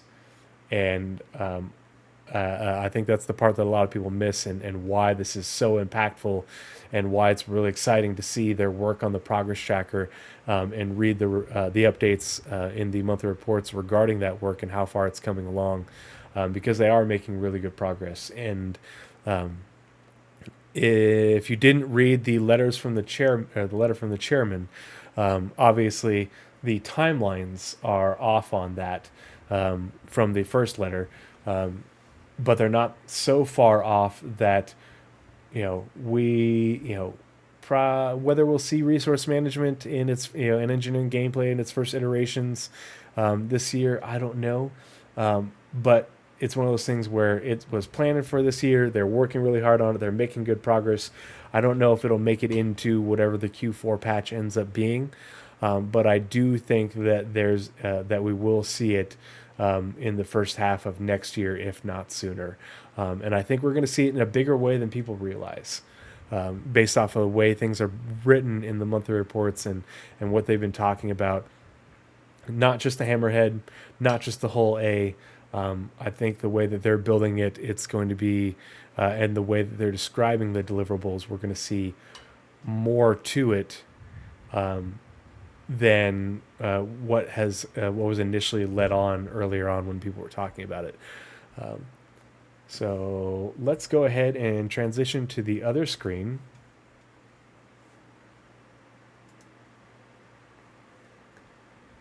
And I want to wait for Nazeris to get back, so that way he's up to speed on the conversation and he can offer in his insights as well. The first thing that we're going to watch is about 2 minutes of this ISC. It's called Interface Showcase, and it's from October 29th, 2020. And this is the one where we first saw the prototype of the resource management system overlaid on the Hammerhead. But they're also, everybody got wowed by the prototype, but people missed a lot of the little quotes in the descriptions of the system that give us good context. And so, Nazeris is back. All right. I'm back. So we're going to watch, we're starting off with resource management. We're going to watch this first couple minutes from Interface Showcase, October 29th, 2020. So everybody listen carefully. I have, unfortunately, closed caption is not up, but otherwise, I will watch a video and then I'll watch it again with closed caption on, and then I'll watch it a third time generally, just to make sure I don't miss things. The purpose of prototyping, especially for anything gameplay related, is to prove that it's fun. If you don't have it fun with a cube and a sphere, you can put all the pretty paint on top of it.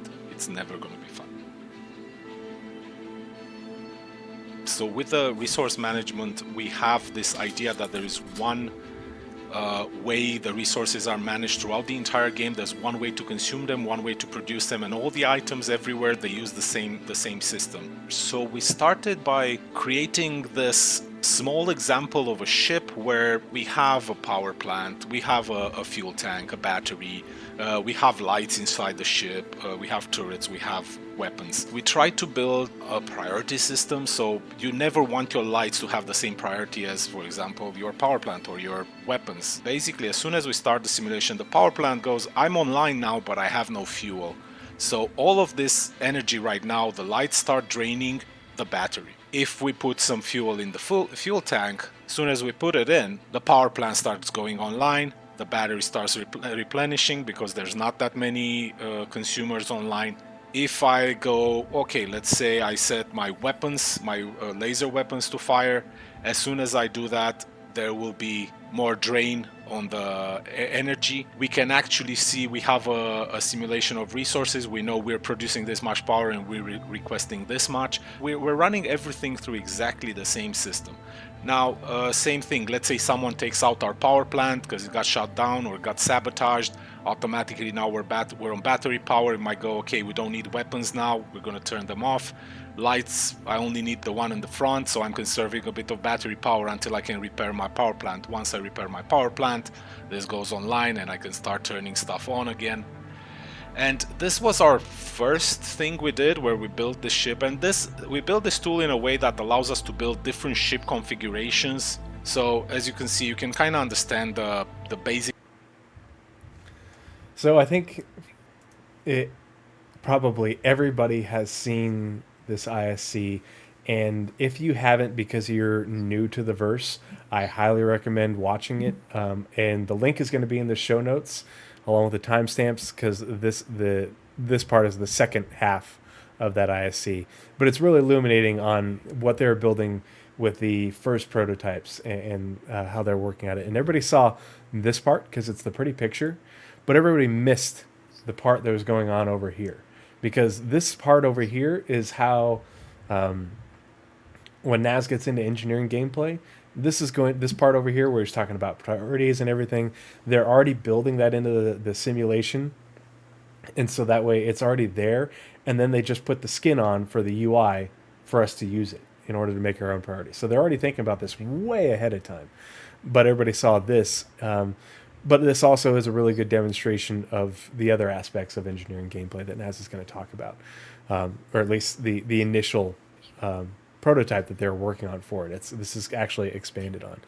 But the other things that I wanted to talk about is the quote towards the beginning. It says, one way that what we wanted to build was one way that resources are managed throughout the entire game.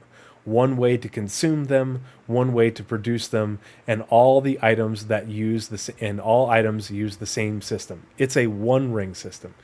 And everybody's like, okay, cool, sweet. Every ship's going to work off the same resource management system. It's not just every ship, though. It's ships. It's all vehicles. It's outposts. It's cities. It's stations. It's everything. He mentions that in this video, and no one else clued in on that. Everybody was just like, sweet, engineering gameplay, yay, this is going to be so cool. Nobody thought about the ramifications for this, and then the timing for it. They've been working on this system at this point for a year in fall of 2020. Well, what did they show us in fall of 2019? That's the first time we got the quantum demo. And a year after we get the quantum demo, they're telling us that they're building a resource management system that's going to be the foundation for everything that produces and consumes resources. Just like in quantum, when you see the mines producing resources and the refineries taking those resources and refining them and producing something else to then be shipped off to somewhere else in order to make a power plant or a cooler, what have you. This is what I call the micro, the micro version, the microcosm of resource management. The macrocosm, the big version, is what you see in the quantum demonstration. And so we're going to take a look at that, and I hope that this will make more sense. But I really like the prototype because it demonstrates if you play Colony Sims, if you play Factorio, you are familiar with how these things work. This is basically just a colony sim under the hood of your spaceship, or under the hood of the quantum universe simulation, in order to make it so that way it takes this device, whatever it is, requires this many this much resource over this many turns to produce this output. And that resource can be fuel, it can be materials, it can be labor, anything, whatever they set the recipe as, and the tick rate in order to produce that is what will affect the output. And whether that output is power for your lights or your weapons, whether that output is life support, the atmosphere, whether that output is gravity. That's why you can have half gravity and full gravity and no gravity, based off of what the output is and how much resources you have. these, if it's a refinery, that refinery will need, raw materials. It will also need power. It will also, have its own components for coolant. It will also need labor. And so you can have all those resources, but if you don't have quanta at that refinery doing the labor, it won't refine things and produce the output, which is refined materials, which is why if you go to refine materials at a refinery right now in game, that output is not static. It changes because it requires a certain amount of quanta to do that labor, and that's what affects the output of a refinery. It's what affects the output of a power plant factory on ArcCore, and all of these things. It's just part of a recipe system. So. I forgot to queue up this video, but I have the timestamp correctly. So, we're going to watch a couple minutes of the building the 2949 CitizenCon Building a Dynamic Universe video. So watch the first 2 minutes, and then I've got another part timestamp that I wanted to show you in order for it to make more sense. What we actually want is a dynamic, logical universe. We want the demand for goods and services to be the result of a legitimate economic need, and we must have sufficient runtime context so that we can customize these modular mission templates. NPCs must be able to contribute in helping to turn the gears of the economy, from buying and selling goods to creating and accepting missions. The system needs to automatically balance itself so that we can focus on the high-level rules instead of the details.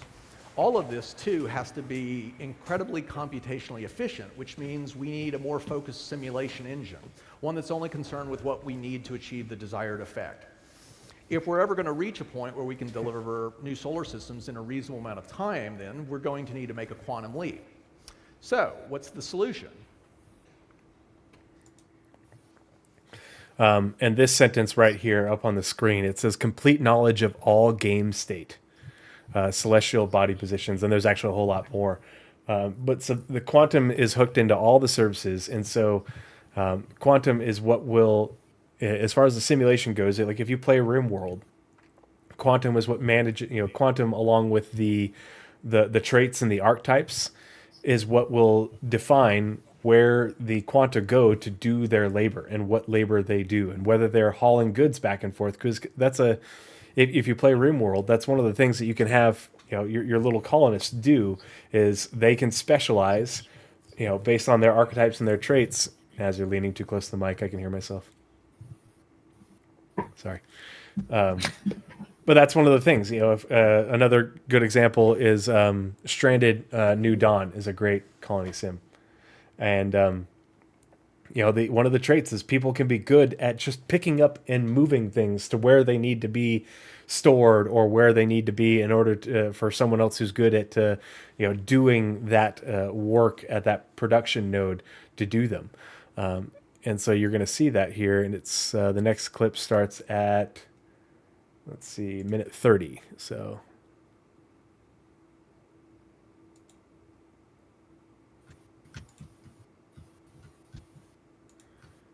Actually, here, let's start a little bit earlier.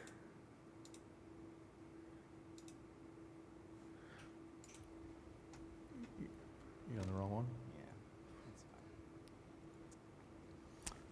So, Jake here is cranking the number of quanta up to 1,000, and they're basically going to come streaming in from another system. Flowing into the universe there. These are simulated entities.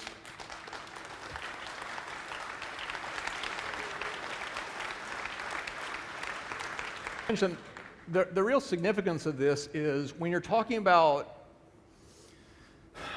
working out the vast multitude of details that we really need to allow this universe to evolve and feel dynamic, we don't actually need all of the incredibly high fidelity, super computationally expensive stuff that we would get if we were actually simulating these NPCs the traditional way on the server so that they look exactly like they would when you see them. These NPCs don't need to do animations. They don't need to do physics. They don't need to do collision detection. They don't need to do a whole slew of things that we couldn't afford to do. It'd be incredibly expensive to try. And in the end, even if we did it, it wouldn't make the end results any more accurate. So, They also have personality traits too. Like each Yep. one has a little bit of something going on. yeah, there are a number of different traits. So if you saw all of the little quanta going to the different locations, they're going to those locations because those are places where they can do work based off of their archetype. So there are factories on Crusader and on ArcCore and on Hurston.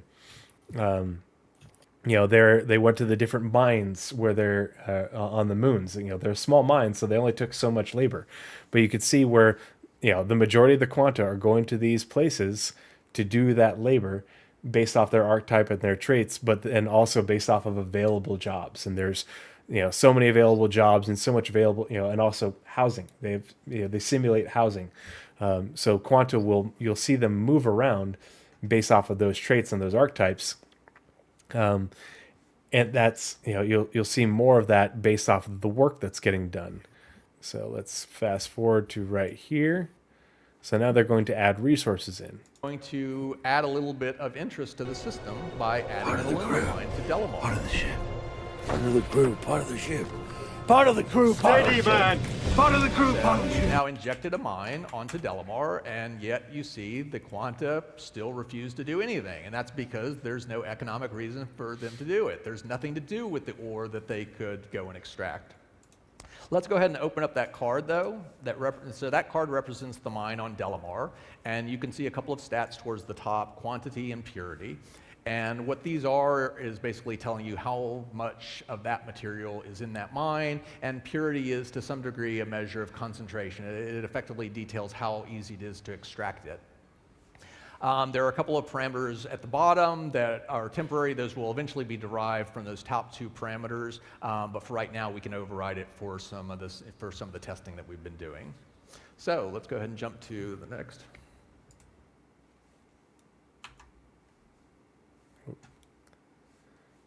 And so it's not visible on there right now, but the extraction cost and extraction time a cost is basically how much labor it takes in order to extract a certain amount. And so, it takes one person 60 ticks to extract a certain amount. Well, if you have two people and 60 ticks, it'll scale up from there.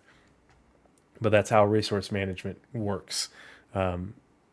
In order to produce resources, because production isn't just the power plant making power. It's quanta being at a resource node to produce a resource that creates an output for you to then go pick up in your hole A and take to a refinery. But for right now, we can override it for some of the testing that we've been doing. So let's go ahead and jump to the next. So now we're going to go ahead and add an aluminum refinery to Crusader. We're going to watch about And 6 more minutes of immediately, this. you will see the quanta start springing to life. And what's happening is they've all figured out. And you see that, okay, there's a mine on Delmar producing aluminum, and there's people now going from these different planets to go pick it up and take it to a refinery. But you can see, obviously this isn't the 1,000 quanta that just came in. Well, it's because not every quanta is the archetype to be a hauler. These are the hauler archetypes to do the labor of hauling, goods from one place to another. And there'll be more, but based off of availability. That refinery, it wants to build up a stockpile of aluminum, and in order to do that, it needs some raw aluminum ore, and thus it's willing to pay for it. And so the quanta are seizing upon that economic opportunity, heading out to Delamar, doing the work, extracting that ore, and taking it back to the refinery. And this will continue until it's full. So let's go. And an interesting thing is, you couldn't be able to see that detail, but he tells you that if a quanta has a little circle around it, it means that they are carrying goods. And so what you now know is that because there's a mine here now to produce goods. Some of those quanta that went streaming over there went over there to haul goods, and some of them went there and stayed there to then mine the goods based off of their archetype. Go ahead and open that card up again, and we can watch the refined aluminum ore gradually build up.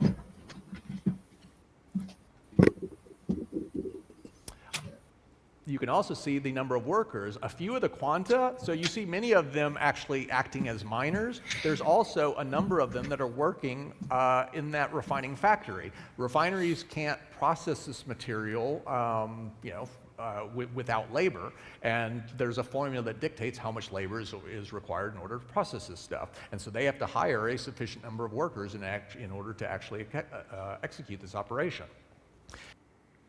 So that's him just describing what I was just talked about. But he talked about there's quanta heading to Delamar to go operate that mine. So like if you think about it, you are going to this mine to pick up raw agresium, and that's being produced at a mine at a certain amount of ticks, a certain rate per minute per hour or whatever. You're not going to mine a rock. It's one of those outposts. That's a mining outpost. Well, if you think about that, that there are workers. You can't, you'd only be able to see so many of them walking around and doing stuff, but there'd be more quanta in the background doing the labor. It's the same thing for the refineries. It's the same thing for the factories. Each one of those resource production nodes requires labor to produce the resource that it makes. But these resource nodes will also, some are going to be physicalized and some aren't. The ones that are physicalized, those things are not only have this macro resource management system with producing the output resource, but also requiring labor. But then those locations will also have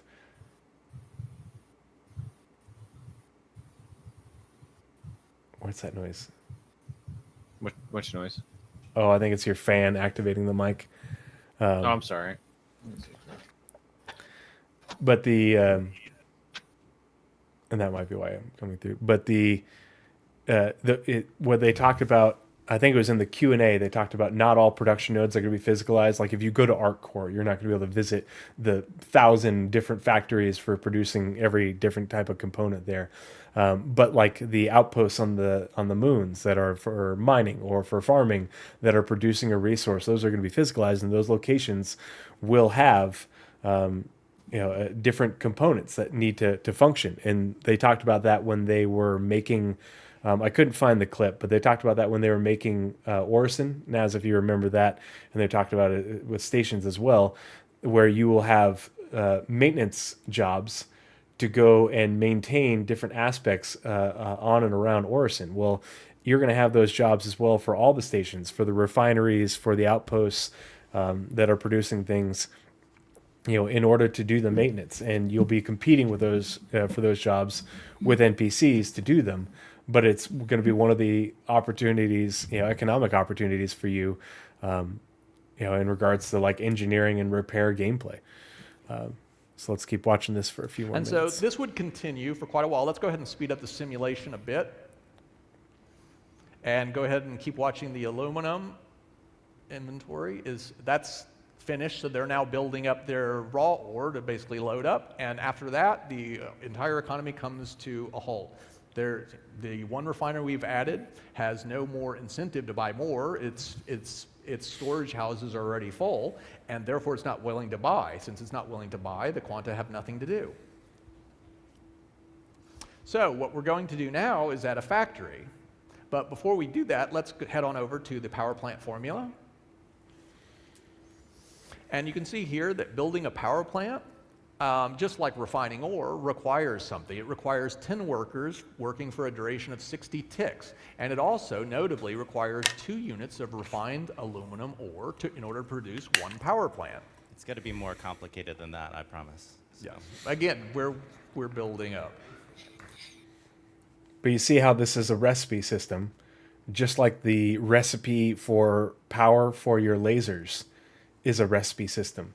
And for your power plant and your components, in order for, even your laser repeater is a production node.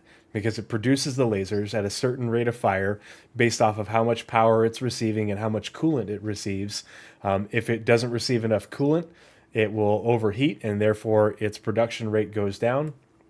If it's not receiving enough power, it also won't produce as many lasers. The refinery talked about its stockpile. Well, the stockpile for the refinery of refined aluminum is no different than the stockpile within your capacitors for your lasers.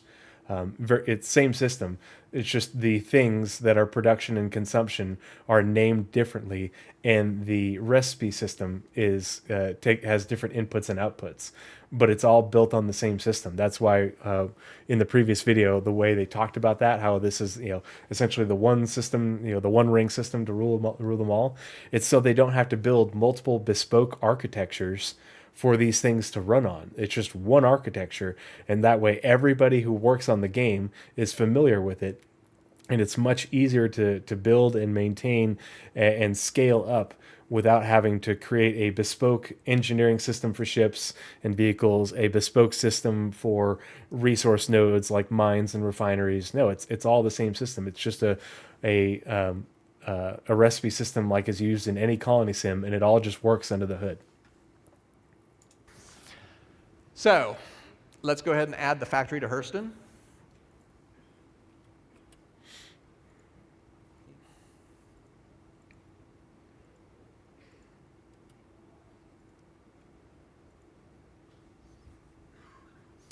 You gotta slow it down. All going too fast there.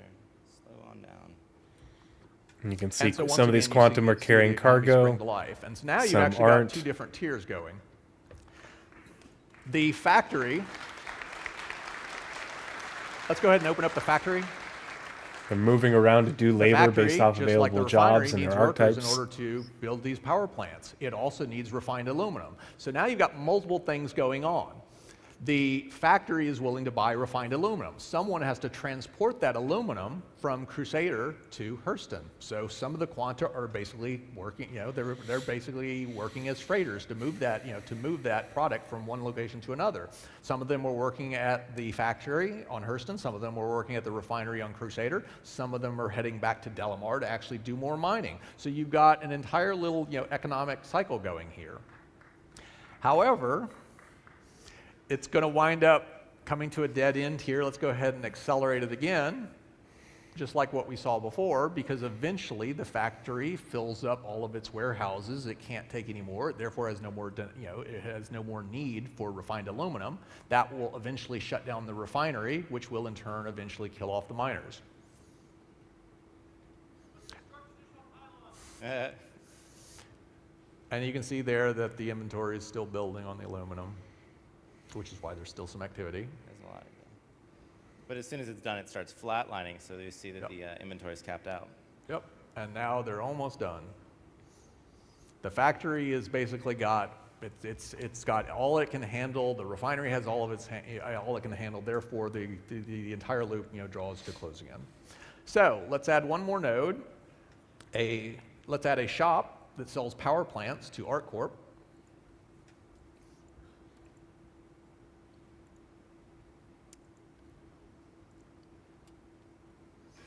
Slow it down again.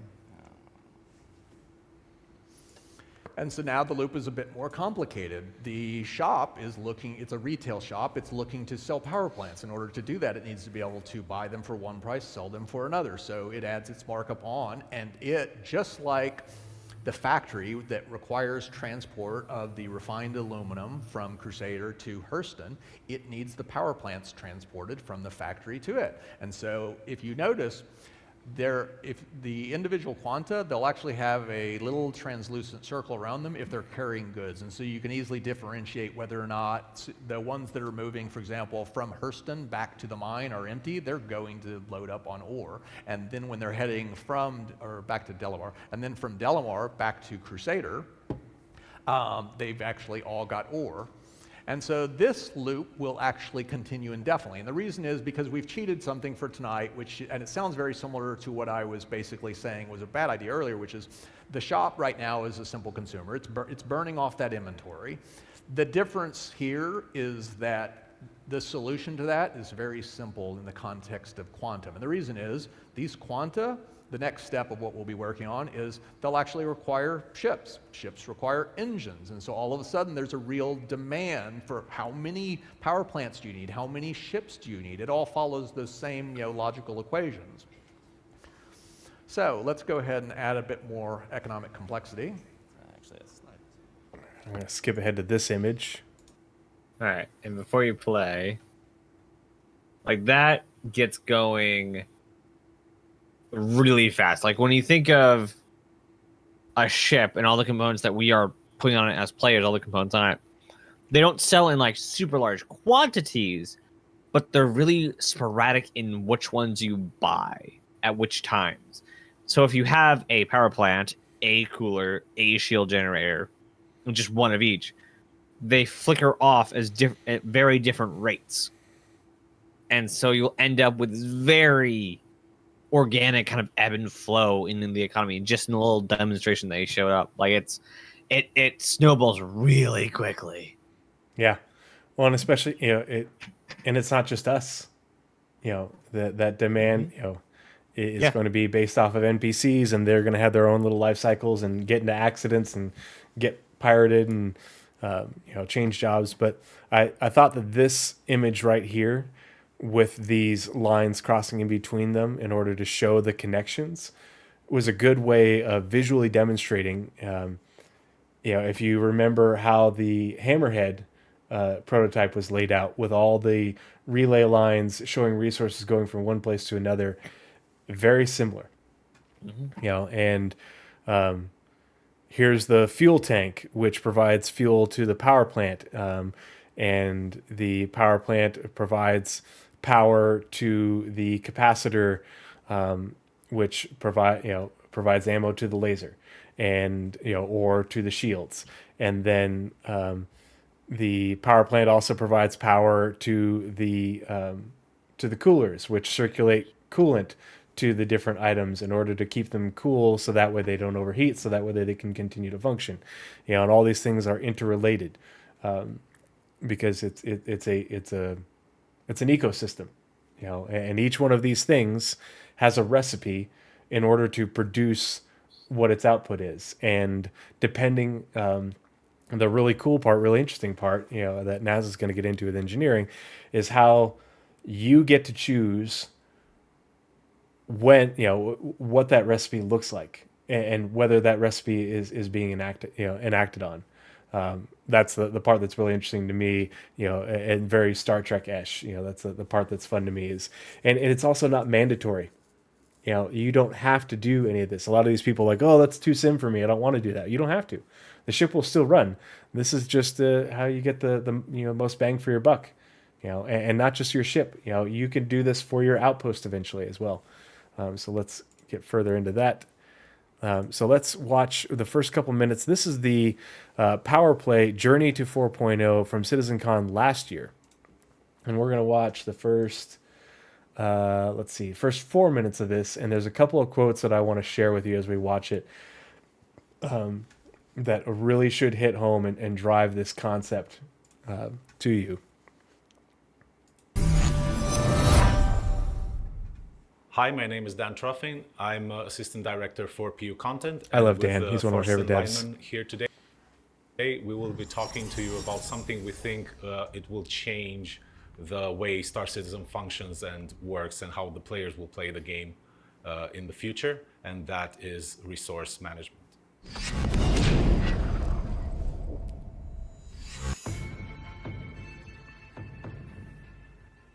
Resource management is the underlying system that allows items to produce, consume, and store resources.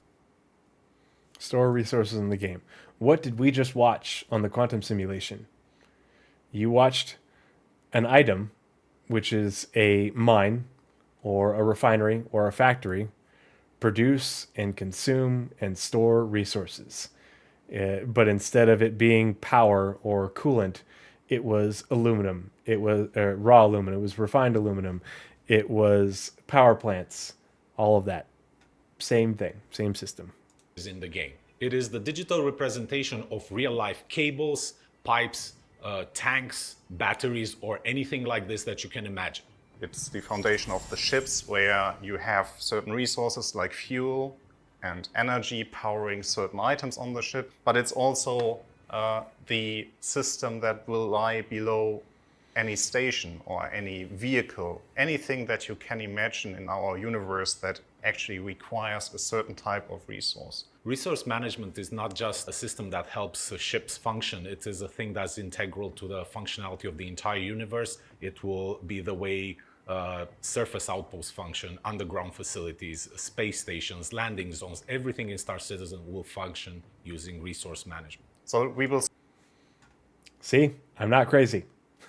Everything they just showed you on Quanta is driven by the resource management system. The resource management system is what will tell those things what they need, what their needs are, in order to produce what they produce, and that the resource management is the recipe system that Quanta operates off of, and those two systems are integral to each other.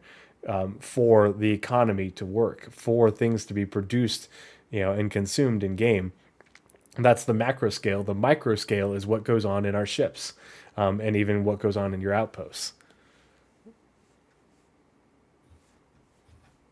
start with the smaller vehicles, and the gameplay for those smaller vehicles way more interesting than what we have right now. And from that, we can move on to like bigger ships, and finally the capital ships will have a real purpose in the world, and where it will have a real meaning that you have the multiple roles inside those ships. It will. And he talked about, we're going to start with the smaller ships. Well, one of the first ships that they have planned, that they got started working on it, was the Hull A. And initially, when they were telling us about it, they were telling us about it like they were going to introduce it with the Hull A soon. And I think the reason we haven't seen it soon is because they don't want to introduce the system piecemeal and have some ships have it and some ships don't. Because this is an under-the-hood system that that a lot of it isn't physicalized. The part that's physicalized is the components that you can remove and everything, but they can build what you saw on the Hammerhead and put that into the game, and it can function even without the physicalized components being there. They can fake those components being behind the hatches for you, but I think that they're going to continue to iterate on this. But they talked about how they were building it for the Hull A, and then the Ares and a few other ships along, as well as what they've been doing with the Hammerhead and that demo. And so this work is continuing.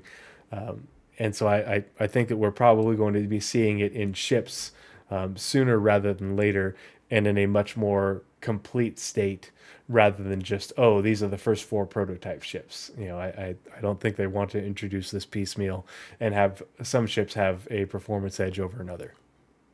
Drastically increase the time to kill for all. Sorry, what'd you say? I imagine every ship they touch, since the Hull A is going to have it. So the 600i, the Hull C, every ship they put in, the Freelancer's currently getting an update. So the Pisces got an update when the C8R came out. So as they touch on every little ship, they'll add all the things to get them up to their current needs of tech, and it will save them a lot of, this ship is entirely useless now. We have to go and spend the next 6 months doing the gold standard pass. If we just piecemeal the updates onto them, we don't have to do such a big update. Bug fixing and tech debt. What? Yeah. This is another really interesting part. It will drastically increase the time to kill for all vehicles in Star Citizen, and it will encourage people to disable ships rather than destroy them. Missions like Siege of Horizon will increase in scope and scale up a lot more with the use of resource management, as players will be able to cripple resources, change the way resources are distributed, cut power, cut certain fuel and critical parts in order to progress further in those missions. We can suddenly scale a Yeah, so not only is it just for the economic aspects of the game, but even just for missions.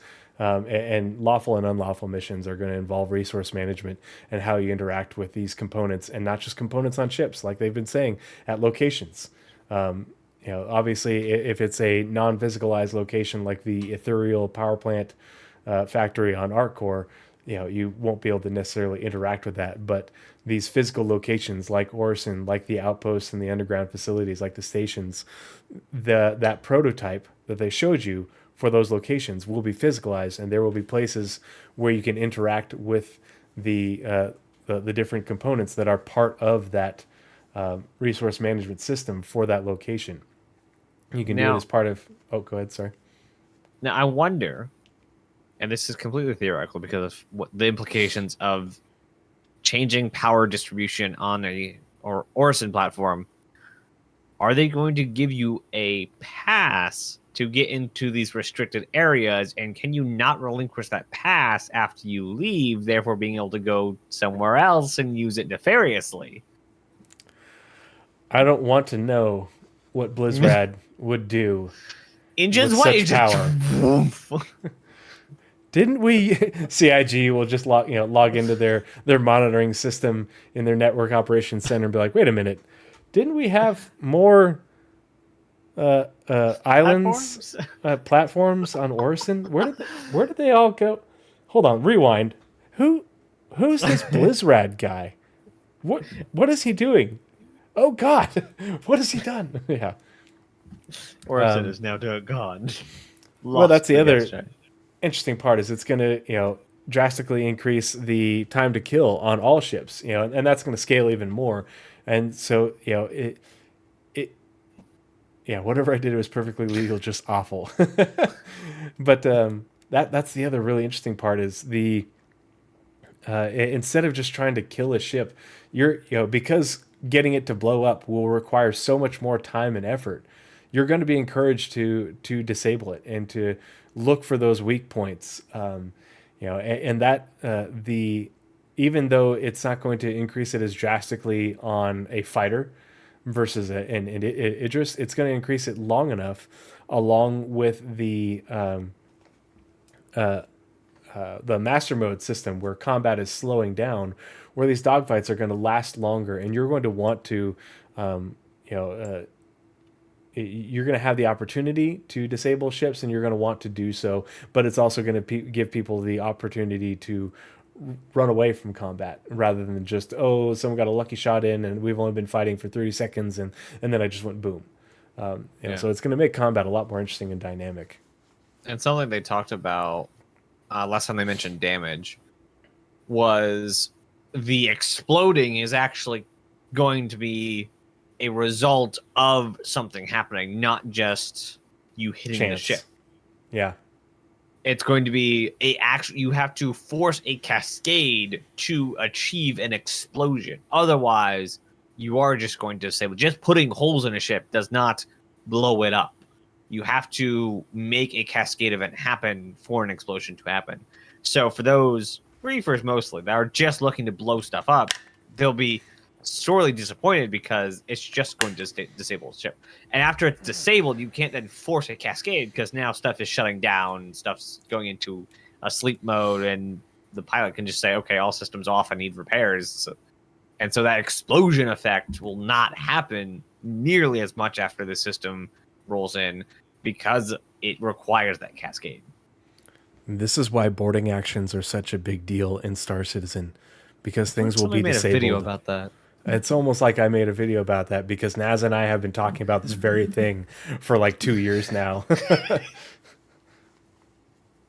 lot bigger than what we have right now. And the reasons are that we have more control over the powers of certain platforms there, and we can introduce some interesting gameplay that facilitates these functionalities. Resource management is going to open up the possibility of player structures, player-owned outposts on planet or stations in space, where the player will have to manage resources, bring in fuel, So this was another really interesting part, because we've always known that we were going to be able to build our own outpost homestead type things, but the Rastar demo at this last CitizenCon is where they first mentioned, or was it the Rastar update just after CitizenCon? I forget which.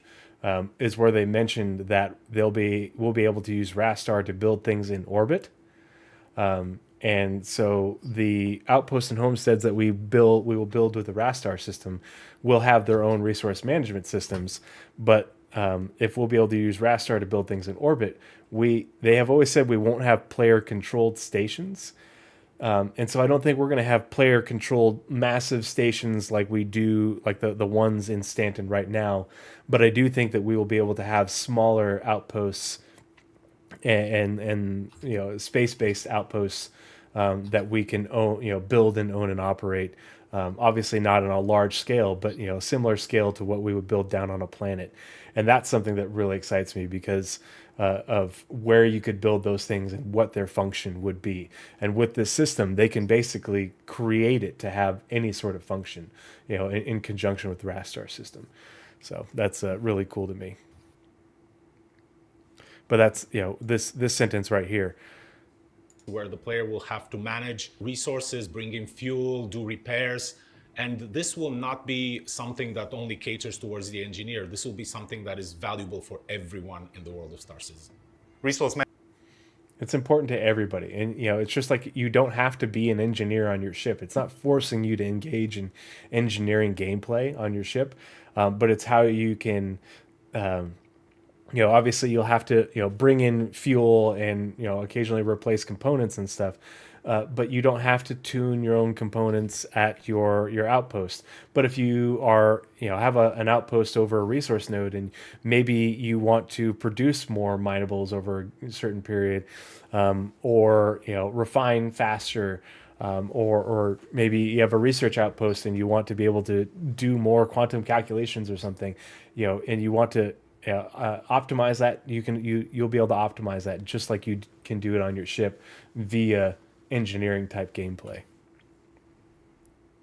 Management will finally allow players to build their own bases and their own homesteads and actually keep that loop engaging and fun. And really, this is the main thing that makes multi-crew gameplay possible. We envision... I think the other thing that's really important is a lot of people have thought of outposts as just I want to have my own space house to decorate and store my stuff.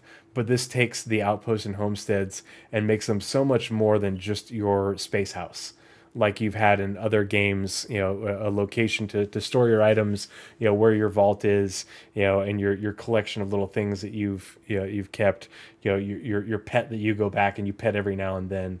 It makes it a much more usable and interesting location that is much more customizable for you, just like your ship.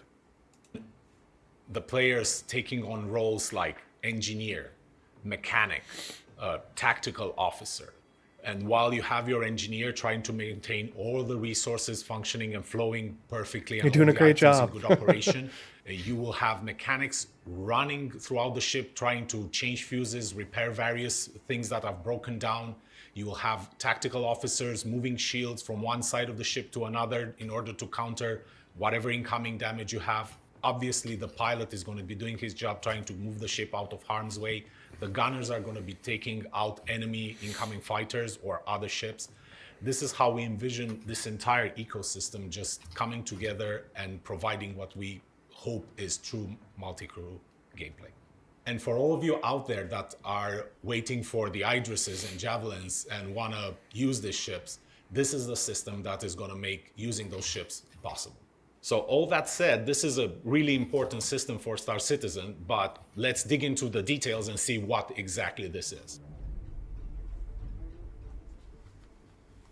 Resource management can be broken down into several key elements. Power, energy resources, life support, item maintenance, relay handling, access control, and gravity. So let's...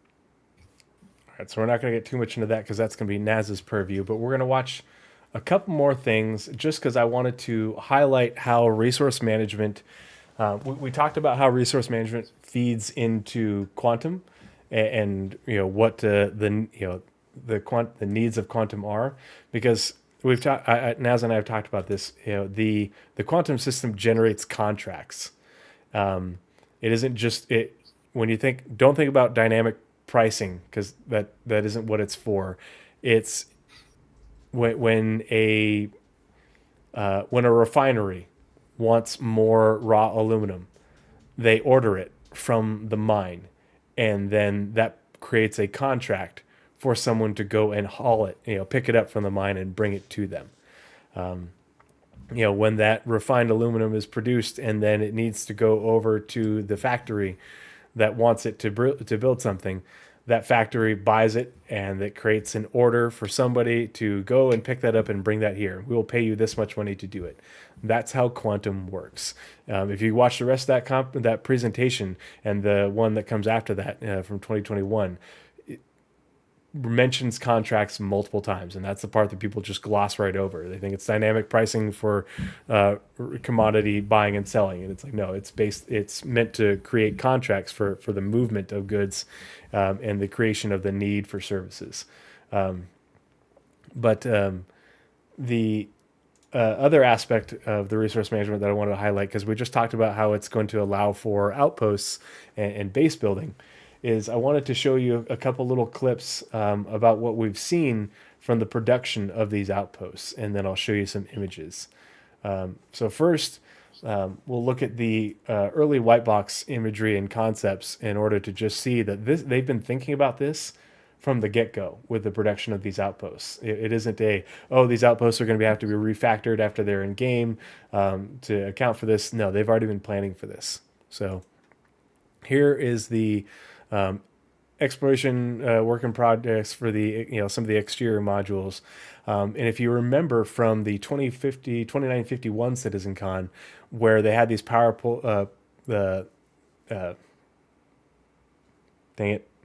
solar panels and these like antenna relays on top of the outpost that they hopped up onto there. Not Sean Tracy. Eyes guy who Eyes guy? Oh, has the dreamy now that eyes. you say that, yeah.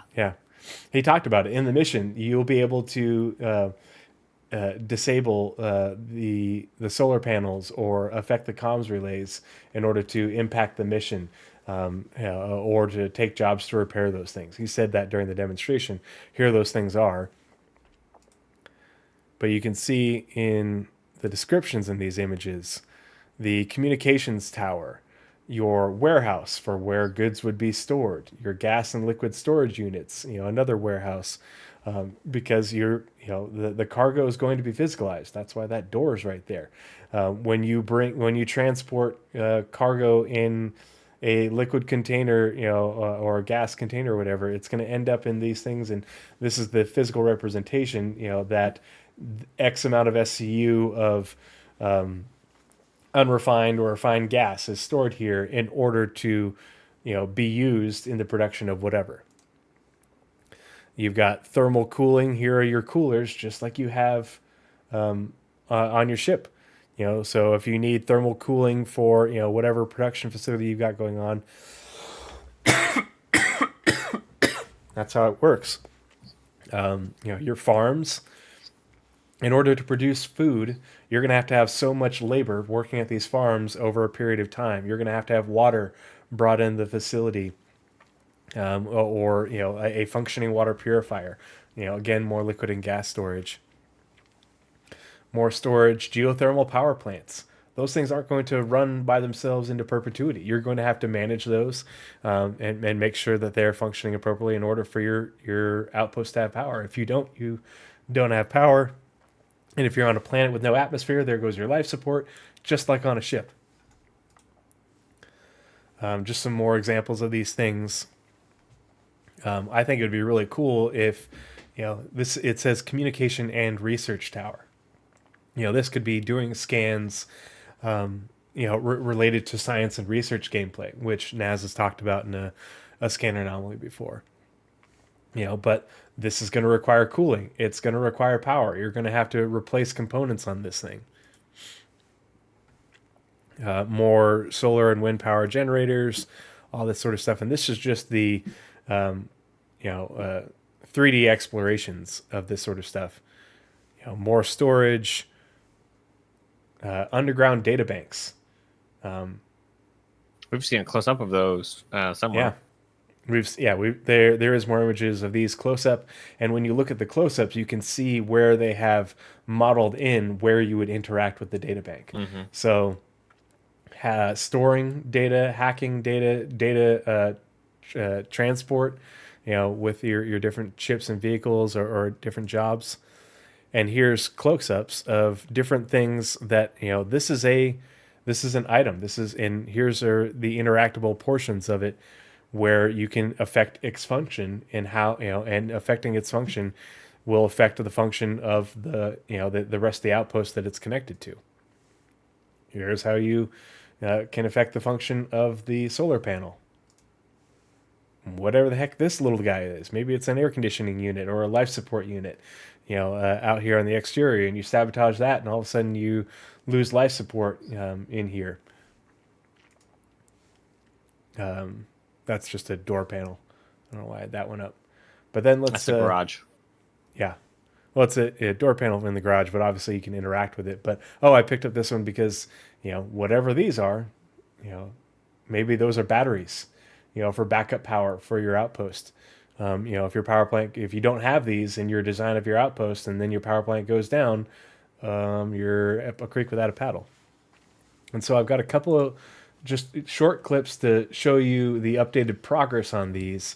And one of them in particular is really interesting that I think you're going to like.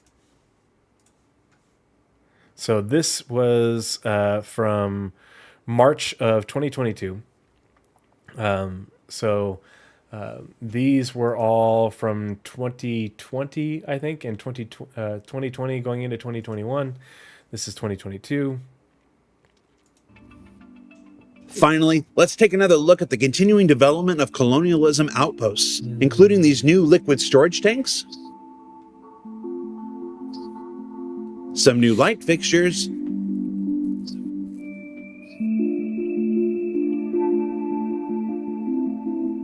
wells,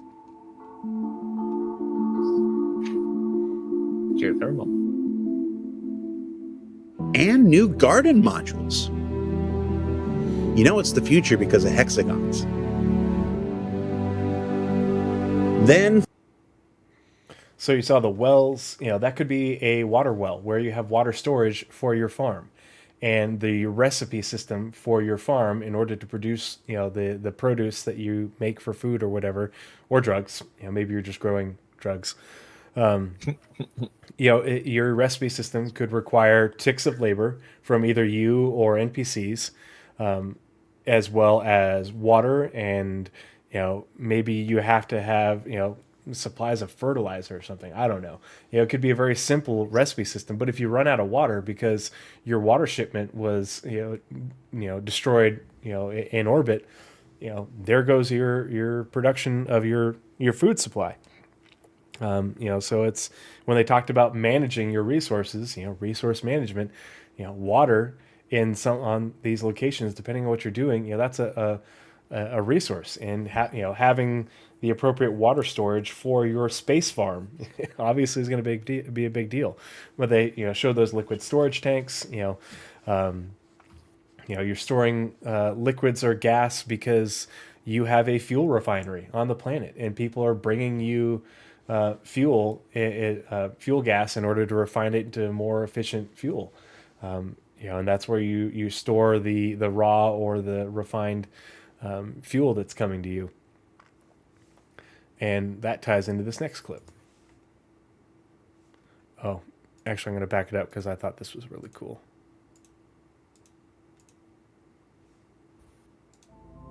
and just so you don't think they've only been working on the same stuff from last year, here's a sneak peek at early... Sorry, this is ISC Derelicts of Daymar, September 8th, 2022. So 6 months after the previous one. White box of a repair and service station you may encounter on your travels in Stanton, Pyro, and beyond. Work is also underway So a repair and service station. You'll be able to go there and refuel your ship, get it repaired. But that's a production node. In order to repair ships and refuel them, they need fuel. They need, RMC. They need components, and all that stuff is, in order to do a repair of this ship, we have to have X amount of resources. We don't have them, we can't repair your ship. Resource management. Creating various refineries and other producers that will make use of the upcoming resource management system to provide. Right there.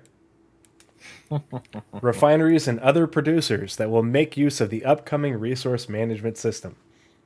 New opportunities for players to build their credit empire, or should they choose, hinder the advancement of someone else's.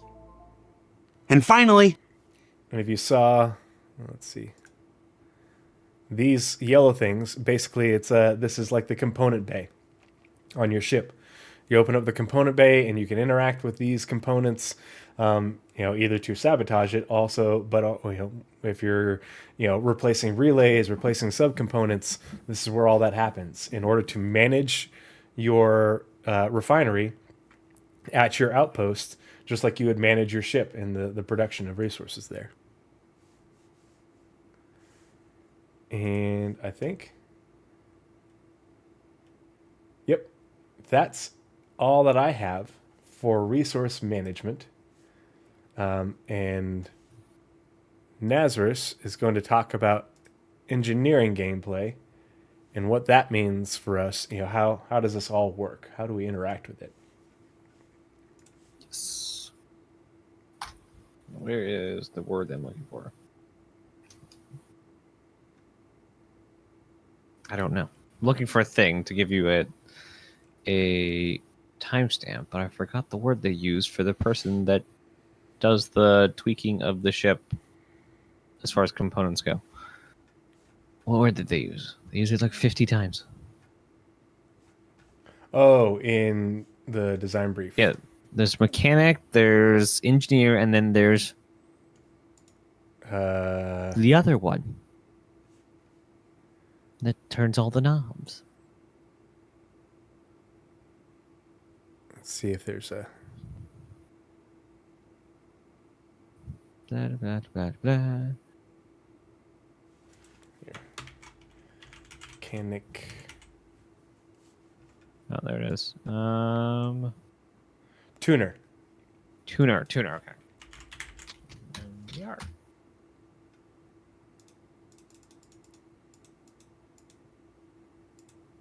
Okay, copy it, current time, do that.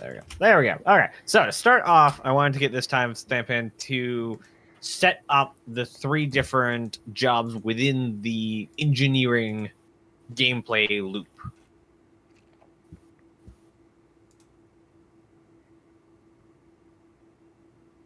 Oh, did you send me something? Yes, sorry, on Discord, yes. That you can wear as an engineer.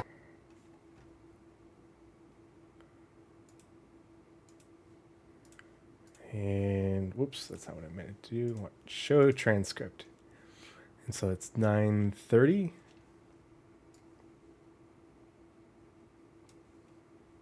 Yeah, 9:33, yeah.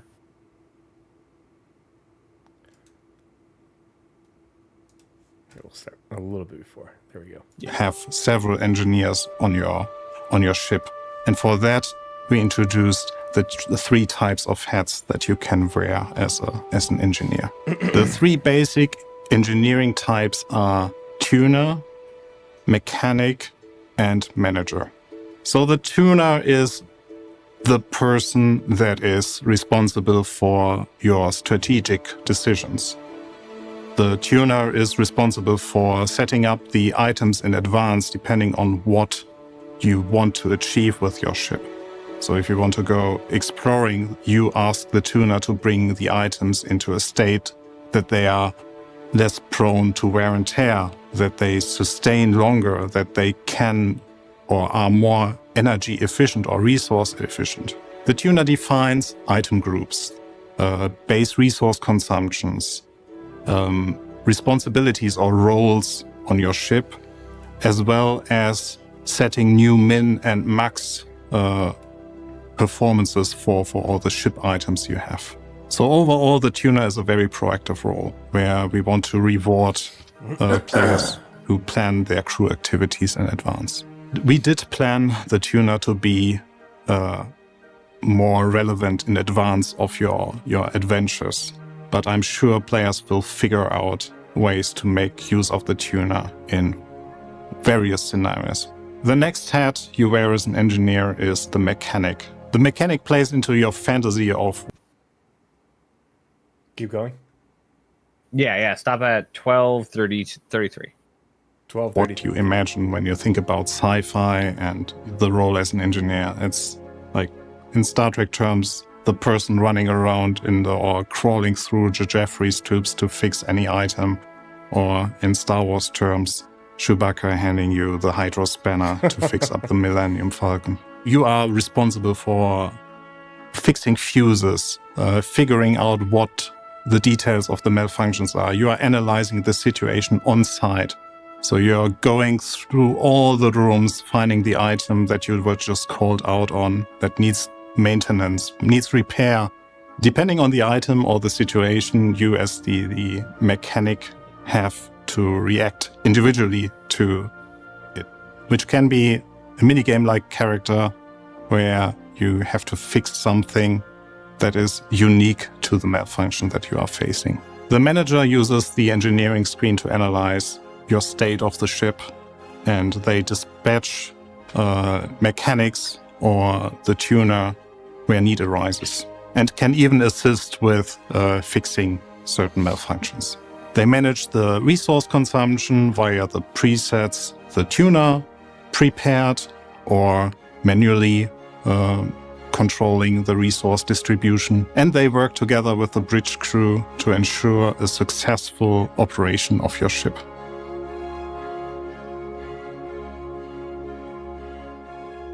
There you go. You know what's really crazy about that? It talks about the tuner. My wife's car has 4 modes. And so she has sport mode, she has smart mode, normal mode, and then off-road mode. And each one of those things, it basically is a preset that a tuner put into the car that affects how it performs.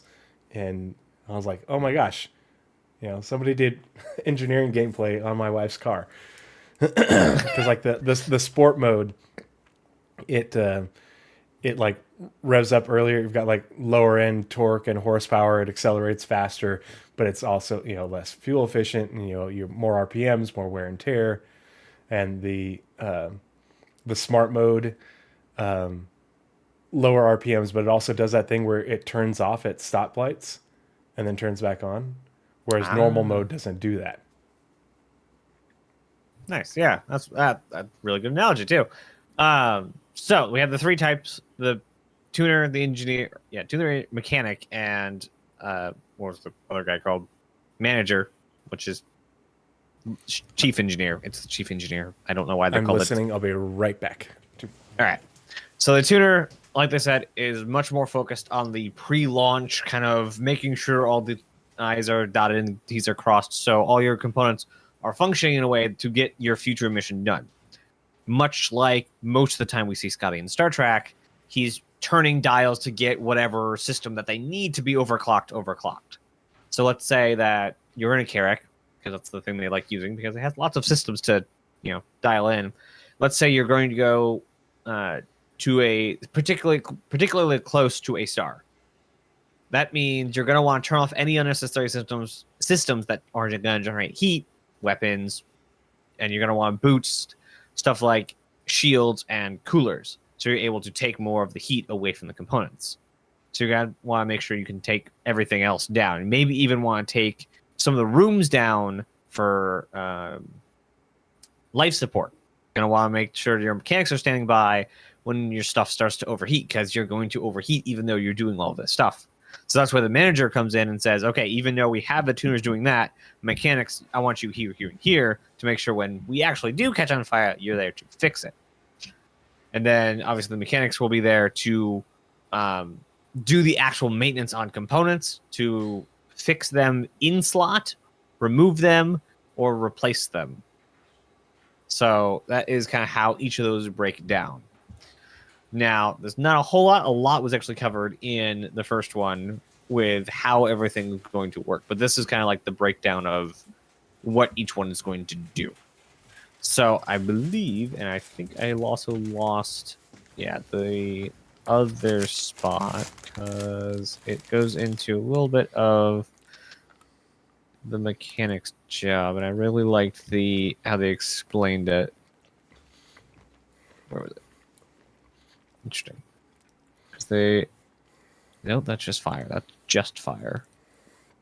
Just fire. Where did he put it?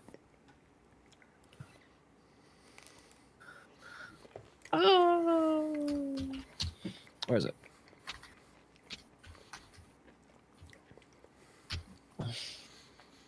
I really like with this system, the possibilities are almost endless. Like you talked about the Carrick, if you're wanting to explore close to a star, get readings or whatever, that's a really good representation of it. Of hey, we need to give more juice to our shields while we're over here, but we don't need these other things. And you don't have to do engineering gameplay to fly your Carrick around, but if you want to do these certain things, you're going to need to do engineering gameplay. And the bigger the ship, the more important it's going to be. Yeah, or you're going to. It's if you don't do engineering gameplay, you're going to incur more risk for not doing it. Or if you're, I think another really good example is like the Terrapin. If you really optimize, with the design of the Terrapin and the way it, locks itself down in order to reduce its signature, you could really optimize that in order to really reduce your signature for a long period of time, in order to stay hidden. Or, when you're doing the scanning with it, you could shunt power to your scanner radar system in order to increase its range or the resolution, if you're able to shunt more power and cooling to it, based off of, we talked about subcomponents. If you've got the, different subcomponents, okay, well, I've already magnified this component this much with the subcomponent choices, and then by doing the gameplay like you talked about, you can take it even further. And that's the crazy thing to me is, okay, here's the base stats, but based off of your component and subcomponent choices, you can get it up to here, and then by your gameplay decisions and the way you play it, you can take it up to here and get you that much more performance, and in a way that's challenging and engaging. And it's not fun to everybody, and so so it isn't mandatory, but if you want to, highly incentivized. It's very incentivized. So I sent you another timestamp for you. And this is more the kind of maintenance they're kind of thinking about from the get-go.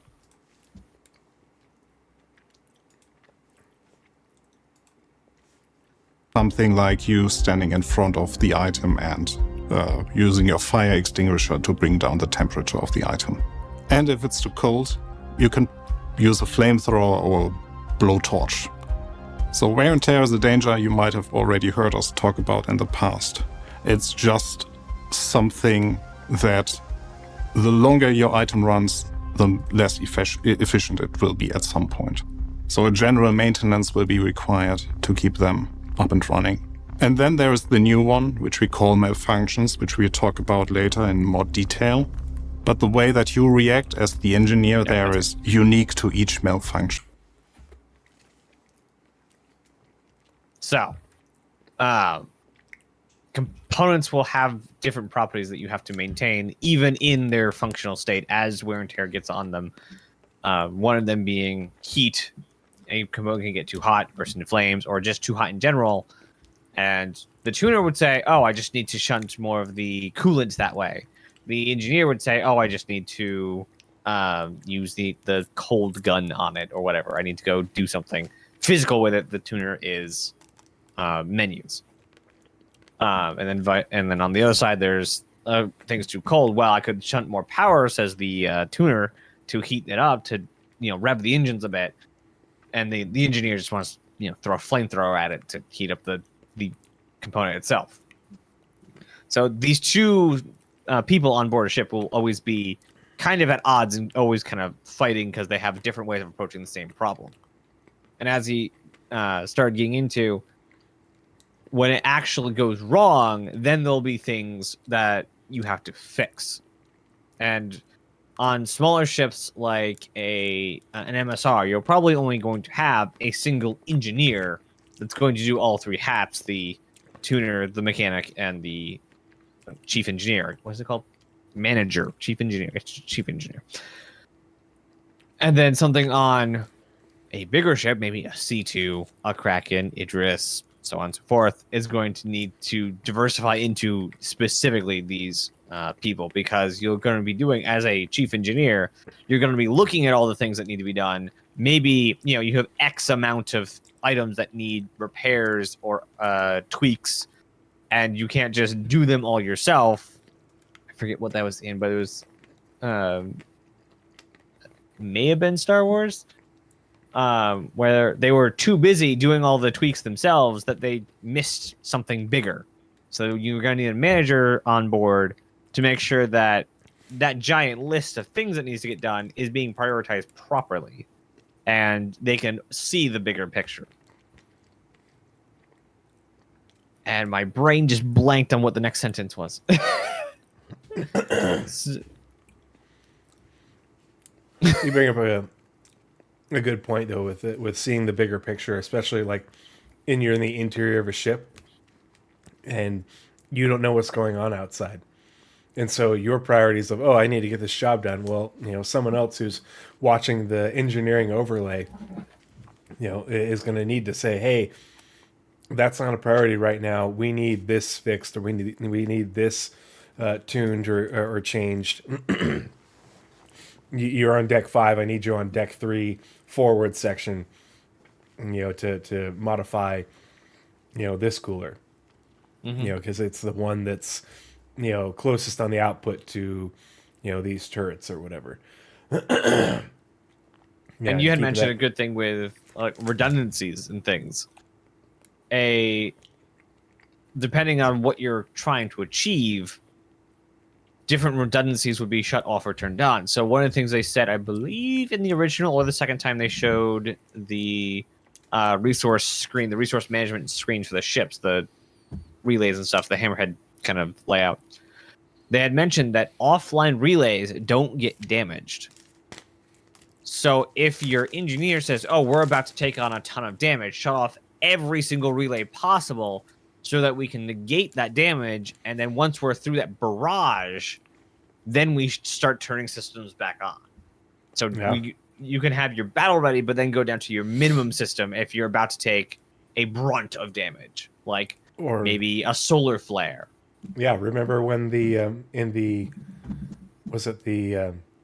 last video for IAE where they're in the Corsair headed back to Stanton, and they get hit by the flare? Had they been, and then they're just tumbling through space completely disabled because they probably didn't have, any of the protection up or any, have enough shielding. Maybe you could ride out that solar flare if you, max power to shields, and turn off these relays to prevent them from being being damaged.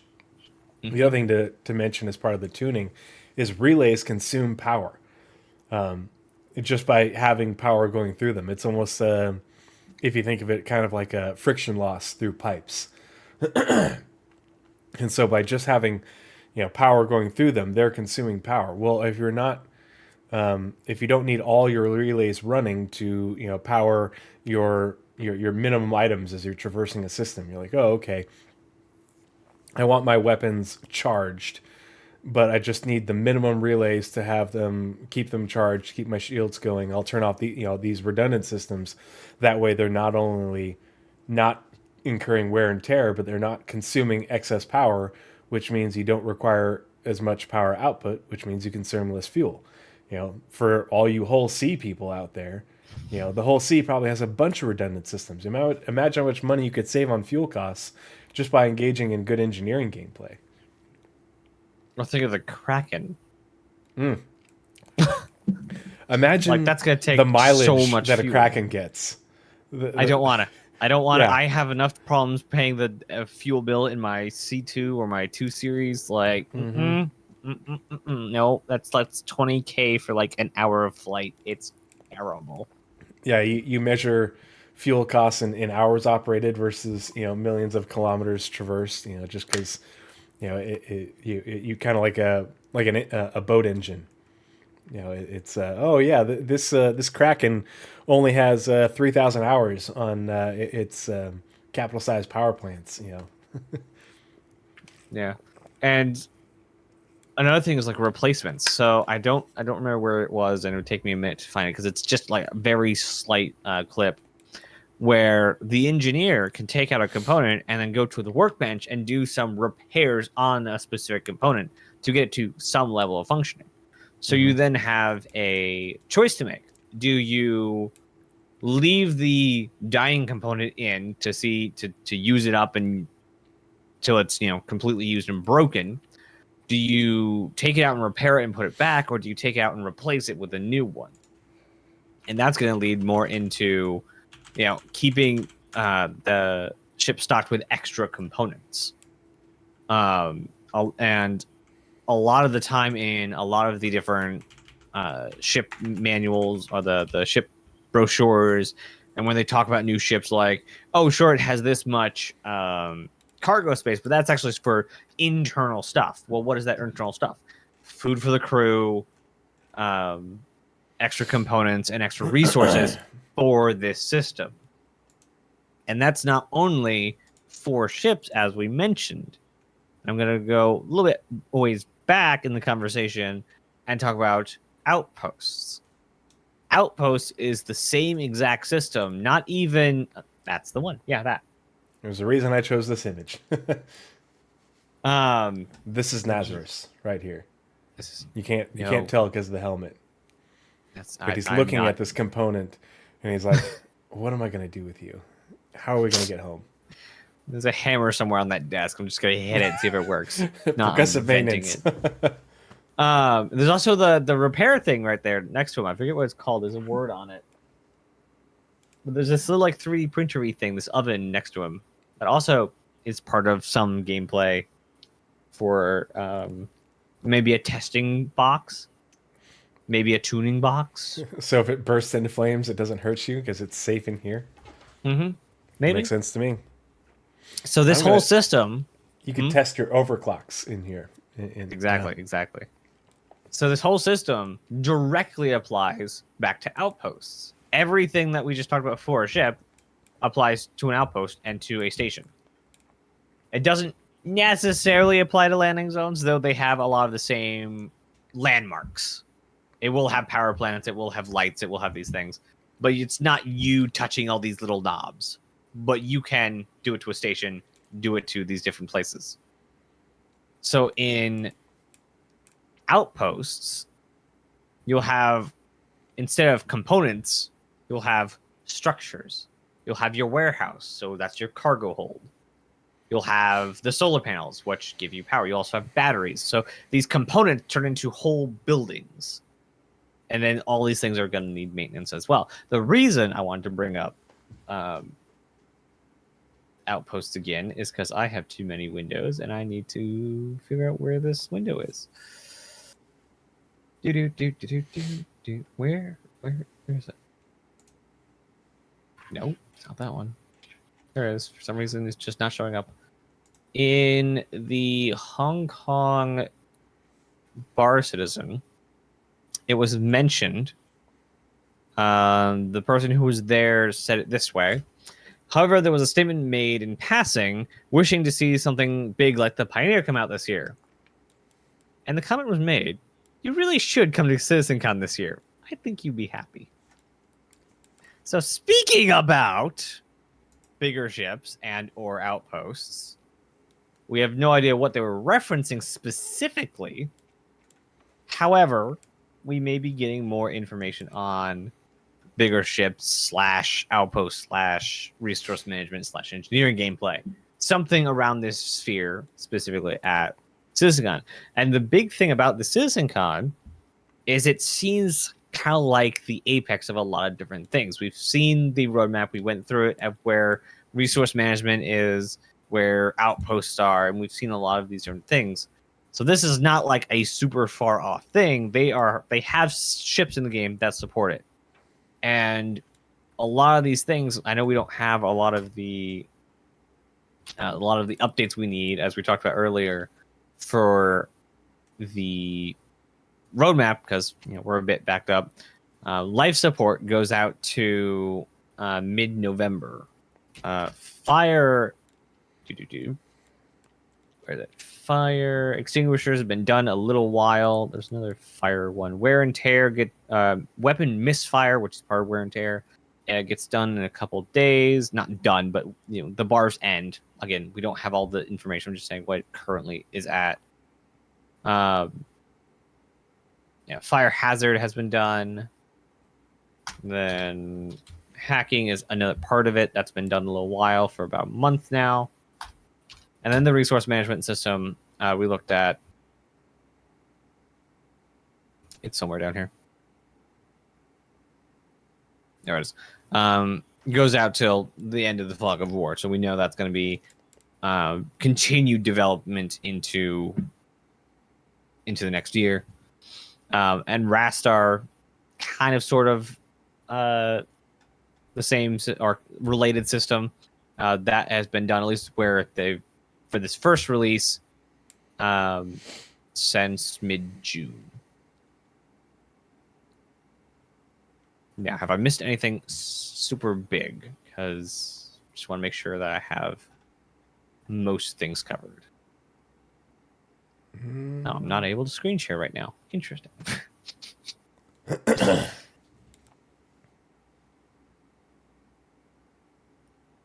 Oh, and gravity. Gravity is the next one.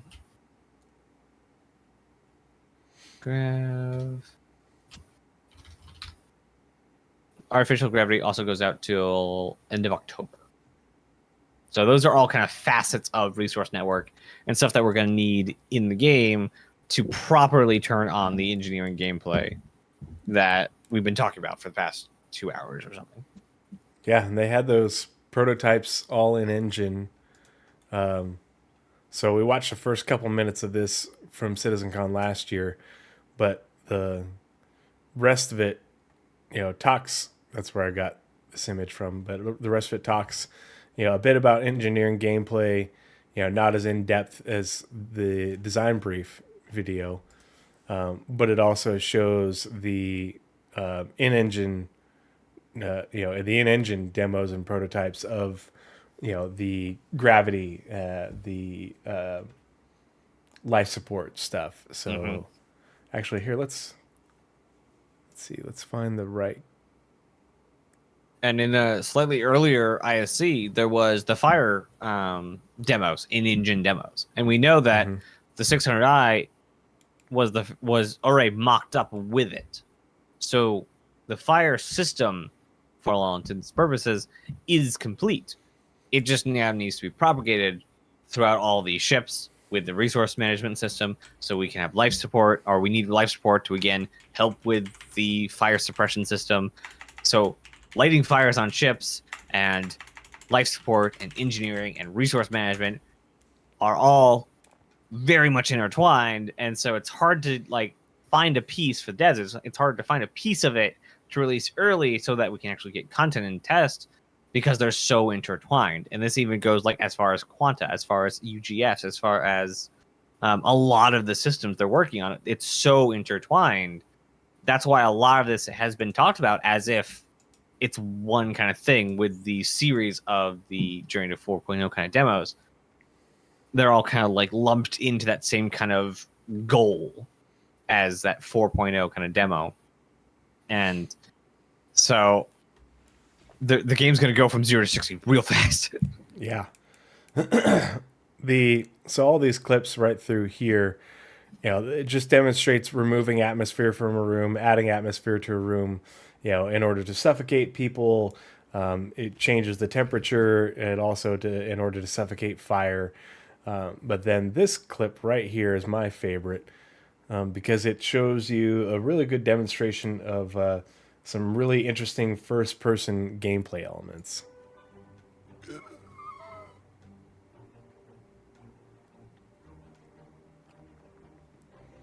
So look at all of this.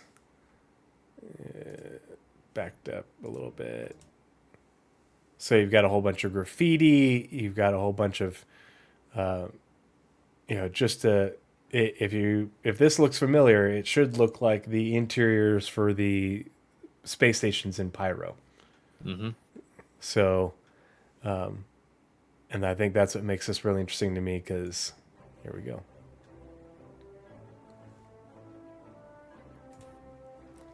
So gravity is on, normal jumps.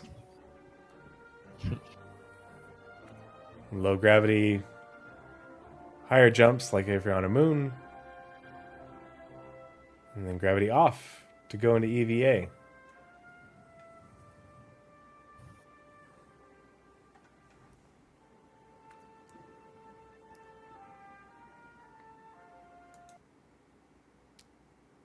So that all was the really same system. Yeah, all in the same system, and you can have that from just turning off the gravity generator itself, or from shutting off the relay between the gravity generator and its power source, shutting off the power, the power source, that supplies that, however you want to go about doing it. Too many things needing power at the same time, Yeah. so that might And bring it's the lower gravity on the generator. priority. Right, that may bring the gravity generator down to a lower state of function. Yeah, I could say, we're not getting enough power now, so we can only give you half gravity or whatever. And you can do that for a tactical advantage, but you could also do it like they talked about it with the Pyro space stations. There's all these different hidden areas to navigate, that maybe you wouldn't be able to get to if you're, just trying to mantle. But if you've got low gravity, you can jump up there and grab that ledge, or you can EVA up there to get what you're, there's a loot crate up there, or I need to get this way to get to that crawl space in order to sneak into an area to get something. There's a lot of, they've talked about this numerous times, but, there you go. That's engineering gameplay. You're not engineering on a ship, but you're interacting with the resource management system as part of the gameplay systems. And so for people who are like, oh, I just want to shoot stuff, well, you don't want a tactical advantage. You don't want to be able to sneak around and get good loot. This is a system that, like they talked about earlier, is for everybody, not just people who want to be engineers. Yep. And the bigger the ship, the more necessary it becomes. Mm-hmm. And there's a line I thought was kind of redundant, but this is the kind of gameplay that they want in before big ships, because it gives, and this is just the 3 jobs part of it, but gives the big ships reasons to have multiple different jobs. So whereas we already have pretty good definitions of pilot, captain, and gunner. Well, here are 3 more jobs to add to a crew, and that's without having redundant jobs. So we also have, eventually, we're going to have cook or chef or food person. We're also going to have cleaning. So we're starting to get that kind of your amount quartermaster, of crew. the person who manages everything that's in the cargo hold and what supplies you need. Because the like on a Navy ship, say you're the engineer. We could ask Nightcub about this, but the engineer knows what resources the ship needs. Well, they don't go out and purchase those things. They don't manage the stockpile of them in the cargo hold. They communicate that to the quartermaster. And medical officer and medical personnel. A really good definition of what you just said is actually in Firefly. When they dock at one of the cities, most of the other people stay on board. And Mal and Zoe go into town to get the stuff they need. And so they kind of are taking like requests from the rest of the crew.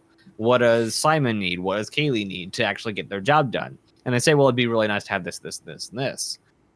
So, and then they would go into town and get the stuff.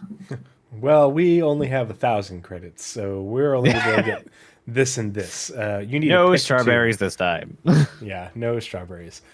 We can have canned tomatoes. Potatoes. Yep. More spuds. Yeah. That's one thing that I still can't wait for them to actually start talking about. Is that supposed to be a thing? I didn't hear it. Oh yeah, no. Victor played "Stop Blowing Holes in My Ship." Ah, yes, that. They haven't talked about food like at all. Like at all. No cooking has been talked about. Like we have these like varying degrees of kitchen. Like the 890 has such a big kitchen. Talk about the gameplay. I need you to shunt power to the kitchen so I can brew this pot of coffee faster.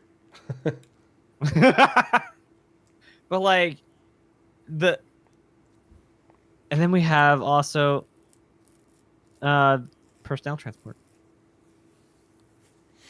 Well, that's so the other thing that's really interesting is with resource management. We talked about how you'll need labor.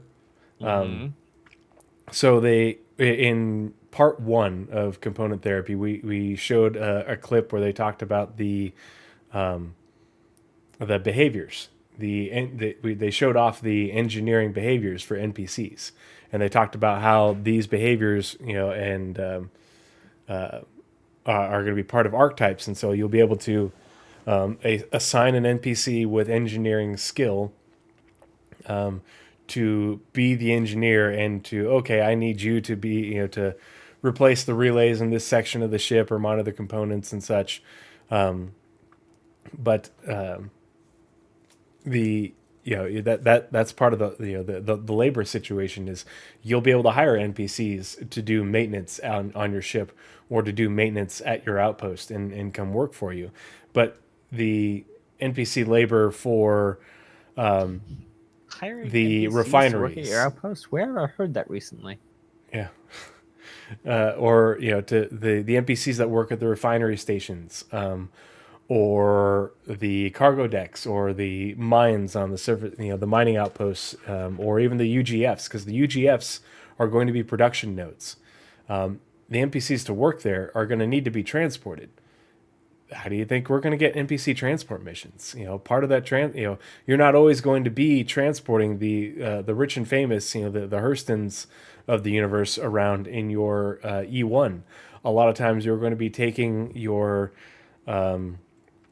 your Genesis or maybe your Cutlass Steel or something like that, just to transport laborers around back and forth en masse. Valk. That's essentially, transporting laborers is your lower value cargo missions. Now I want a MISC version of the Starliner. Yeah. That in my head looks so cool. We don't have anything that mirrors Carillion art style. Mm-hmm. So I just kind of gravitate more toward MISC as kind of the fill-in for them, but we really need a Carillion type. That kind of like lots of flat edges kind of thing. I guess Anvil somewhat? Anvil kind of gets there. It just it has the flat edges, but not as much the shape language. Yeah, very much. Outside of the edges, we're starting to see some of it with the Lib. The Liberator does have like a lot of the round bits and all the flat edges. So I'd like to see that language expanded. Because the Liberator does not look like it's in the same family of the Carrick at all. No. So hopefully we'll see more along the military utilitarian that the Liberator has, and less the military high nose or highbrow with the Carrick. Mm-hmm. Yee. All right. Now, I think that's everything I had, and I do need to at least wrap up pretty soon here. I need to be. Yeah. Well, I was just about to ask you if that's all your notes for engineering gameplay, because I got to crash too. Perfect timing. Yep. Just want to say thanks to everyone in chat and who watched and hung out with us. We will be back probably early next week to do the monthly reports. And it reminds me, I need to PM Sergeant Tickles again because I'm trying to get him and Night Cobb on Sunday to do Armchair Admirals and Generals. I'll let you guys know. Nice. But yeah, we'll keep you posted on that stuff. I should have this episode up on Friday on YouTube. So if you missed part of it and you don't want to watch the VOD on Twitch, I don't like watching VODs on Twitch. I prefer to just watch the YouTube. You can check it out there with timestamps and everything, and it'll be broken up as it usually is and uploaded in separate videos as well if you just want to watch the one section or the other. But yeah, that's all we have for this evening.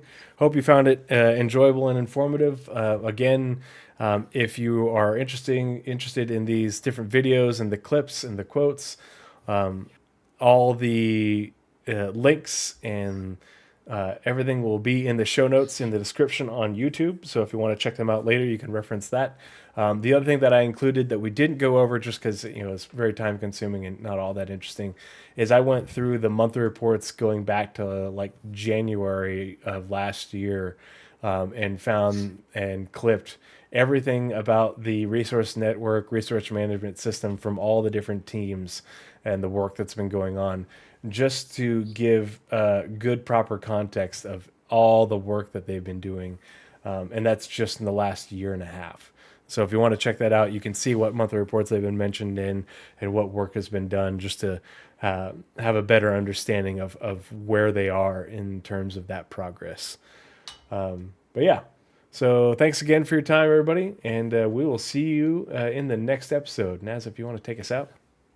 All right. And I didn't get to any outro bits, but oh yes. If anyone's looking for it's fine. If anyone's looking for an org, since this is gonna be posted on YouTube anyway, I might as well plug it again. It's Noah Forge Industries on the site, on the what's it called, RSI site. But you can also just ping me and I can get you guys an invite. Lots of fun RP, but we also do a lot of nice work. We actually bought our AP specialist, asset protection, Scorpius, and we're about to buy our mining lead, a mole. It's because the mule's not going to be very helpful. yeah. And then possibly after that, I'm looking to pick up more C2s in game. So this is all in-game work we've been doing because C2s are really powerful right now. Anyway, that is all we got for tonight. Thank you so much for coming. As always, everyone, be kind. Bye, everyone. Good night.